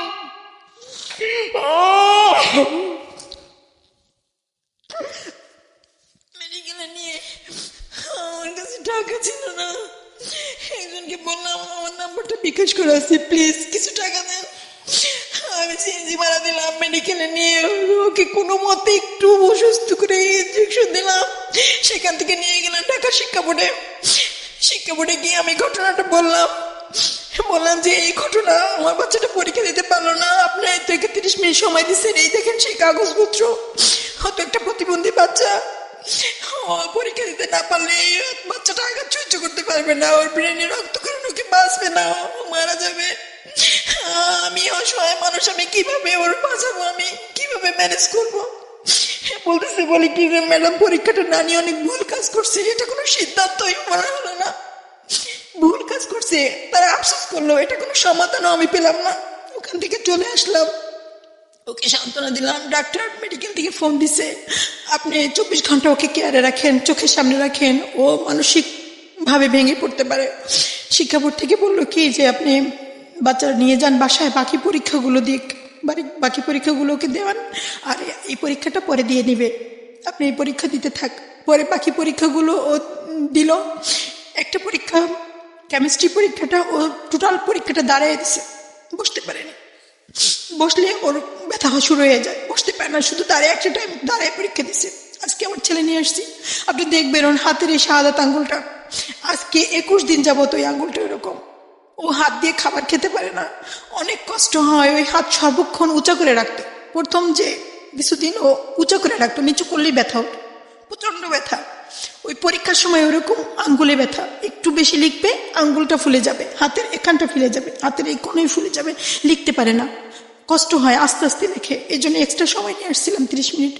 যাই হোক বাকি পরীক্ষাগুলো আমি ওকে সান্ত্বনা দিলাম, বাবা দেখো এক সাবজেক্টটাতে কি হয়েছে, তুমি ভর্তি হতে পারবা, কি বলে সান্ত্বনা দেবো, তুমি ভর্তি হতে পারবা, তোমার ইয়ার মিস যাবে না, তুমি একটা সাবজেক্ট পরে পরীক্ষা দিয়ে নেবা, এভাবে তুমি এটা ধৈর্য ধরো, এটা আল্লাহরই একটা পরীক্ষা মনে করো। যাই হোক আল্লাহ যা করে ভালোর জন্যই করে, হয়তো আমরা যদি 10টার সময় বের হতাম, হয়তো একটা রোড অ্যাক্সিডেন্ট হতো, তুমি হয়তো তোমার কোনো একটা দুর্ঘটনা ঘটতো, হয়তো ওই আল্লাহ আমাদের এই উছিলা করে আমাদের আটকে রাখছে, আমরা ওই টাইমের বের হলেই হয়তো তুমি হয়তো বাঁচতা না, আমি বলে বাঁচতাম না, এরকম কিছু হতো। যাই হোক সবসময় মনে করবো আল্লাহ যা করে মঙ্গলের জন্য করে, ভালোর জন্য করে, এর পিছনে ভালো কোনো দিক আছে। এটা বলে বলে ওকে আমি সান্ত্বনা দিয়ে, ও জানে ব্রেনে মানে ওর মানসিকভাবে যেন ভেঙে না পড়ে, সামনে পরীক্ষা যেন দিতে পারে, এই জন্য সার্বক্ষণিকভাবে ওকে আমি কেয়ারে রাখতাম। তখন আমার সেলাই কাজে অনেক ব্যাঘাত হয়েছে, আমি সেলাই কাজও ঠিক মতো করতে পারতাম না, ওকে নিয়ে টেনশনে থাকতাম, কারো বাসায় গেলে তাড়াতাড়ি চলে আসতাম, আবার এভাবে করে মানে পরীক্ষাটা। আর পরে রেজাল্ট যখন আসলো, ও সব সাবজেক্টে অনেক ভালো করছে, কিন্তু ওই আইসিটিতে এ পারছে, সব সাবজেক্ট অনেক ভালো করছে, কিন্তু আইসিটি সাবজেক্টটা ওর এ পারছে। অনেক খারাপ লাগছে। পরবর্তীতে দেখি আমি চেষ্টা করছিলাম যে কোথাও ভর্তি করতে পারি কিনা, মানে পাস করলো না, না সব সাবজেক্টেই পাস আসছে, শুধু আইসিটিতে এফ, তার মানে একটা সাবজেক্ট আগামীতে পরীক্ষা দিতে হবে, 1 বছর বসে থাকতে হবে। জি 1 বছর এখনো বসে থাকতে হবে। তারপরে বর্তমান সময় কিভাবে চলে, কি করেন আপনি? আমি এখন দর্জি কাজ করি, সেলাই কাজ করি, ওই সেলাই কাজ করেই আমার এভাবেই চলতে হয় আর কি। অনেক কষ্ট হয়, মানে এমন একটা পরিস্থিতি যে আমি কি বলবো, মানে আমার দেয়ালে পিঠ ঠেকে গেছে বলতে হবে। তো রমজান মাস অনেক অর্ডারই ছিল আমার, দিনে রাত্রে, তারপরে কারেন্টের মেশিনে বেশ কিছু কাজ করতে পারছি, দিনে রাত্রে মিলে অনেক কাজ করেন আপনি? কত ঘন্টা কাজ করেন? আমি নামাজ পড়ি, খাওয়া দাওয়া করি, আর গোছল আর রান্না টান্না, এ বাদে রাতে হয়তো 2-2.5 ঘন্টা ঘুমাই, এর বেশি আমি ঘুমোতে পারি না, কোনো রাতে ঘুমাতেও পারি না, এত কাজ করি যে পাশের বাসায় লোকজন এসে মানে ভাবিরা এসে বলে যে আপনি তো মারা যাবেন, আপনি তো বাঁচবেন না, আপনি নিচে সুস্থ থাকতে হবে, এত কাজ করেন কি করে, এত কাজ করেন কি করে। মানে আমার এত কাজ করতে হয়, আমাকে অর্ডার দেয়, মানুষের চতুর্দিক থেকে অর্ডারেও দেয় যে আরে মহিলাটা এত কষ্ট করে, তাও অন্য কোথাও দেবো না, একেই দিই। বাট কুলায় উঠতে পারেন না। না, কুলে উঠতে পারি না, আমার অনেক কাজ আসে, অনেক অর্ডারই আসে, কিন্তু আমি করতে পারি না। সবাই চেষ্টা করে যে আমাকে হেল্প করবে সেলাই। আপনি কি ধরনের কাজ করেন? এই বোরকা সেলাই করেন? হ্যাঁ, এই বোরকা আমারই সেলাই করা। এই আপনি বোরকা যেটা পরে আছেন? হ্যাঁ জি, এটা আমার সেলাই করা।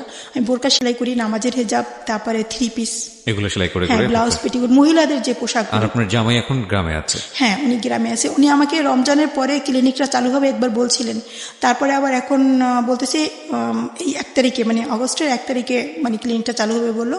তো গতকালকে আবার বললো যে ঈদের পরে, এখনো কিছু কাজ বাকি আছে, ওয়ারিং এর কাজ টাজ কিছু বাকি আছে, ঈদের পরে চালু হবে।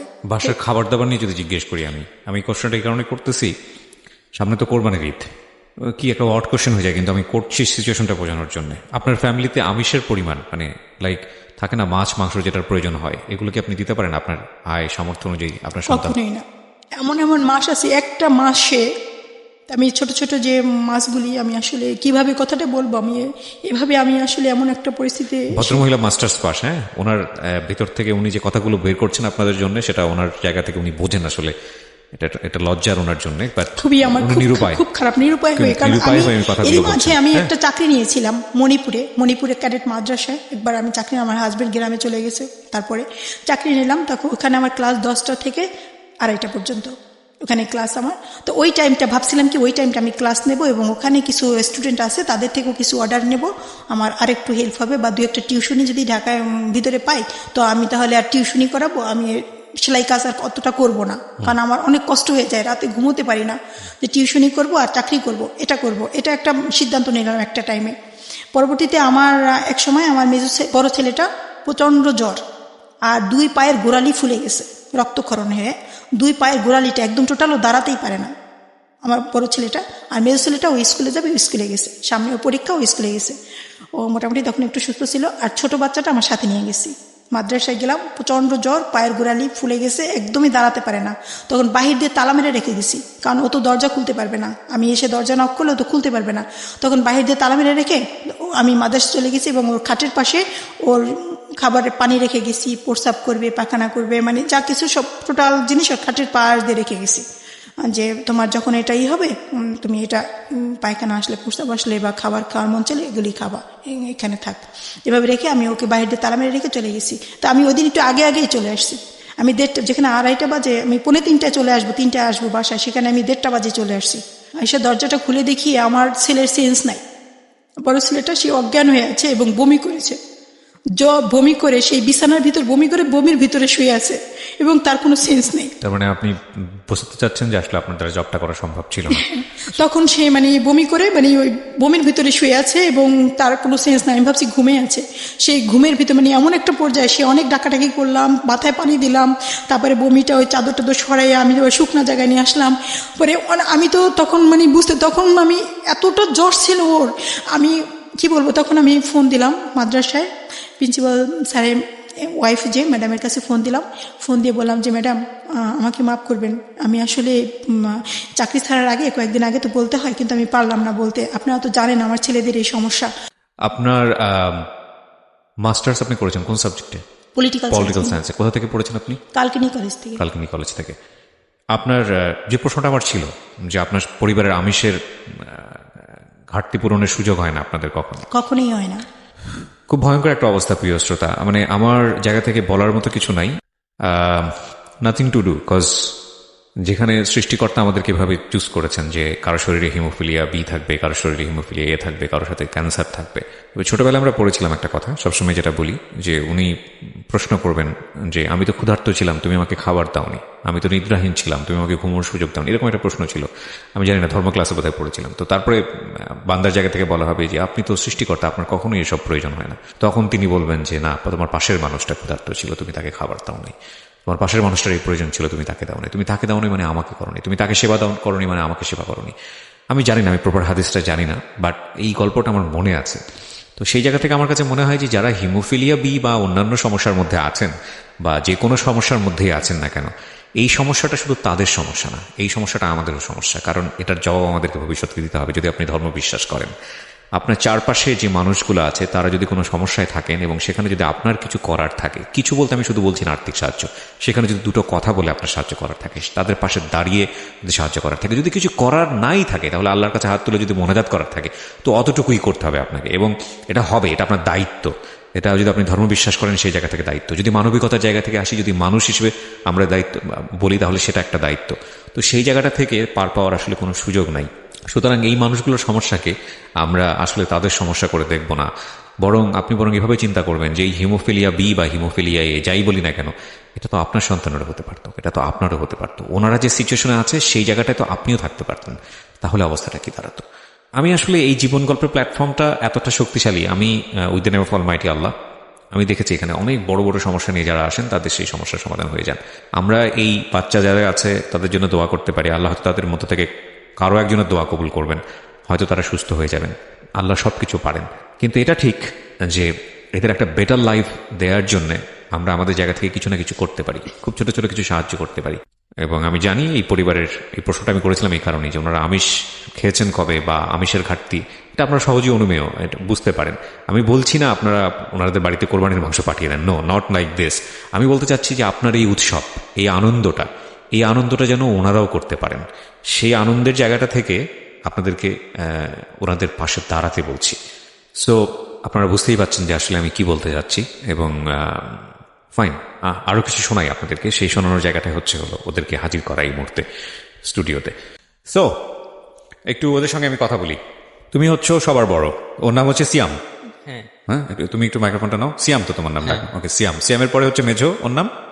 আমার নাম শাওয়াল। ওকে, সিয়াম এবং শাওয়াল। আর ও হচ্ছে রিফাত, রাফিন। 3 ভাই তোমরা। সো কিউট ওরা, মাশাআল্লাহ। আচ্ছা, আপনি সিয়ামের হাতে দেন মাইক্রোফোনটা। সিয়াম, সো ইজি, মানে তোমার সম্পর্কে একটু আমি জিজ্ঞেস করবো, it's not a tough question. সেটা হচ্ছে যে তোমরা 2 ভাই যেই ডিজিজে আক্রান্ত সেটা সম্পর্কে তোমরা জানো তো, মানে পুরো বিষয়টাই জানো? জানি, হিমোফিলিয়া ছোটবেলা থেকেই আমরা আক্রান্ত, তাই জানা আছে। এবং তোমার মা আজকে যে কষ্টগুলোর কথা বললো সেটা হয়তো তোমরা এই মুহূর্তে শুনতে পাবে না, পরবর্তীতে শুনতে পারবা, কারণ তোমাদেরকে স্টুডিওর বাইরে রাখা হয়েছিল। তুমি পরীক্ষা দিতে পারো নি, আমি লাস্ট যেটা শুনলাম, এটা অত্যন্ত দুঃখজনক। আমার একটা সাবজেক্টের কারণে তোমার এটা হয় নাই, এবং হোপসো পরের বছর দিবা, এটা পজিটিভলি সেটা বলতে চাই। লাস্ট কবে এরকম হয়েছে, মানে এই ব্লাড পড়া? আমার লাস্ট না, প্রায় দিনই হয়। যেমন এই যে আমি ঘুমাইতে পারি না, আমার আঙুলে ভাঙা গেছে মেবি। আমি আসার সময় এই যে অন দা ওয়েতে ছিলাম, তখন আমি হাত দিয়ে দেখতেছি যে এই জায়গায় আর কি কালো কালো ফোলার মতন হয়ে গেছে। হ্যাঁ, অনেকদিন যাবত আমি রাতে ঘুমাইতে পারি না। ফজরের নামাজ পড়ি, রাতে ঘুমাইতে পারি না। হাত উঁচা করে রাখি, বাট উঁচা করে আর কতক্ষণ রাখবো? এই জায়গায় তো সমস্যা হইতে পারে, পুরা হাত একবার অবশ হয়ে যায়। আমার মাজায়ও ব্যথা হয়েছিল, এখনো এই জায়গাটা অবশ। এই হাতের কনুইটাও এরকম ফুলা, এই হাতের কনুইটাও ফুলা, এরকম পাও আমার আছে। মাই গুডনেস, আচ্ছা, ফুলা আছে, পাও আছে। আমার এক জয়েন্টে প্রবলেম হওয়ার পরেই আবার আরেক জয়েন্টে অটোমেটিক প্রবলেম হয়। মানে তোমার তো তাহলে খেলাধুলা হয়নি সারা জীবন? কোনো খেলাধুলাই অফ, টোটালি। বাইরেও যেতে পারি না, শুয়া যে থাকি, মনে হয় কি শুয়া থাকলে পিঠে আবার ফুইলা না যায়, আর ফুইলা গেলে কোনো সময় আবার এত ব্যথা হয় যে রাতে ঘুমাইতে পারি না। ফজরের নামাজ পড়ি পরে, কোনো সময় এত পেইন হয়, কোনো সময় এত পেইন হয় যে ঠান্ডা পানি দেই, 2 মিনিট পর আবারও যে ঠান্ডা পানি দিতে হয়, একটুও ঘুমাইতে পারি না। আচ্ছা, কোনো রাতে ঘুমাইতে পারি না, খুব পেইন, জোরে মনে হয় কি কাইটা ফেলি অঙ্গ। কি করবো আমি ভাইভাও পারতেছি না। তোমরা তো এই অনুষ্ঠানটা শুনেছিলে বোধহয়, শুনে তারপরে তোমার ফার্স্ট হচ্ছে মাকে বলা, মাকে বলা হয়, এবং আম্মু ডিসিশন নিতেছে এটা শেয়ার করার জন্য। হ্যাঁ, তোমার ভাইকে দাও, সাওয়ালকে দাও। সাওয়াল অনেক স্মার্ট। শাওয়াল, তো তোমার কি প্রবলেম হয় বলো তো? না, আমার মূলত মানে হাঁটুতে বেশি প্রবলেমটা হয়। কি হয় হাঁটুতে? আর দাঁতে না, আবার মাঝে মধ্যে আবার ওই যে ওই হাতের কনুই, তোমার শরীরে বিভিন্ন অঙ্গ, যেমন এই যে রানে ফুলা যায়। মাইক্রোফোনটা কাছে রাখো। জি। এছাড়া আঙ্গুল ফুলে যায়। আবার মানে আমি যে পড়াশোনা করবো, ব্রেনের উপর বেশি চাপ দিতে পারি না, তাহলে প্রচন্ড মানে জাস্ট মাথা ব্যথা হয়, মানে কি কি করবো। আর যদি মানে যখন পরীক্ষা দিই তখন যদি লেখি বেশি তাহলে আমার আঙ্গুলটা ফুলে যায়, ও, প্রচুর সমস্যা হয়। তো এই যে ব্লাড যায় বেশি বেশি, ভয় লাগে না? না না না, আসলে প্রথম দিন দিয়ে প্রচুর ভয় লাগতো, কিন্তু দিতে অভ্যাস হয়ে গেছে কেমন। আসলে বলতে খুবই খারাপ শোনায়, বাট এটা বলতে বাধ্য হচ্ছি। না ঠিক আছে, তুমি ওর মতো করেই বলবে, সমস্যা নেই। জি, মানে দেখতে দেখতে অভ্যস্ত হয়ে গেছে যে হ্যাঁ, ব্লাড। না মানে পুরো অভ্যস্ত হয়ে গেছি। আল্লাহ বাঁচাক, আল্লাহ বাঁচাক। ও হ্যাঁ হ্যাঁ হ্যাঁ, বলো নিজেরটা। আমি এখন ব্লাড দিতে দিতে এখন আম্মু দেয় যে আমি তাকাই থাকি, আমি হাসি ব্লাড দেওয়ার সময়। এখন গতবার এই যে আমার আঙ্গুল ফুলে গেছে, ডান হাতে ব্লাড দিছি। এখন আমি চিন্তা করতেছি আম্মু আর কত দিবে, আমার তো নিজেরও শিখতে হয়, কারণ আম্মু তো একসময় থাকবে না, আমার নিজেরটা নিজেই দিতে হবে। এই জন্য নিজেরটা নিজেই ট্রাই করলাম। তোমার রক্তের গ্রুপ কি?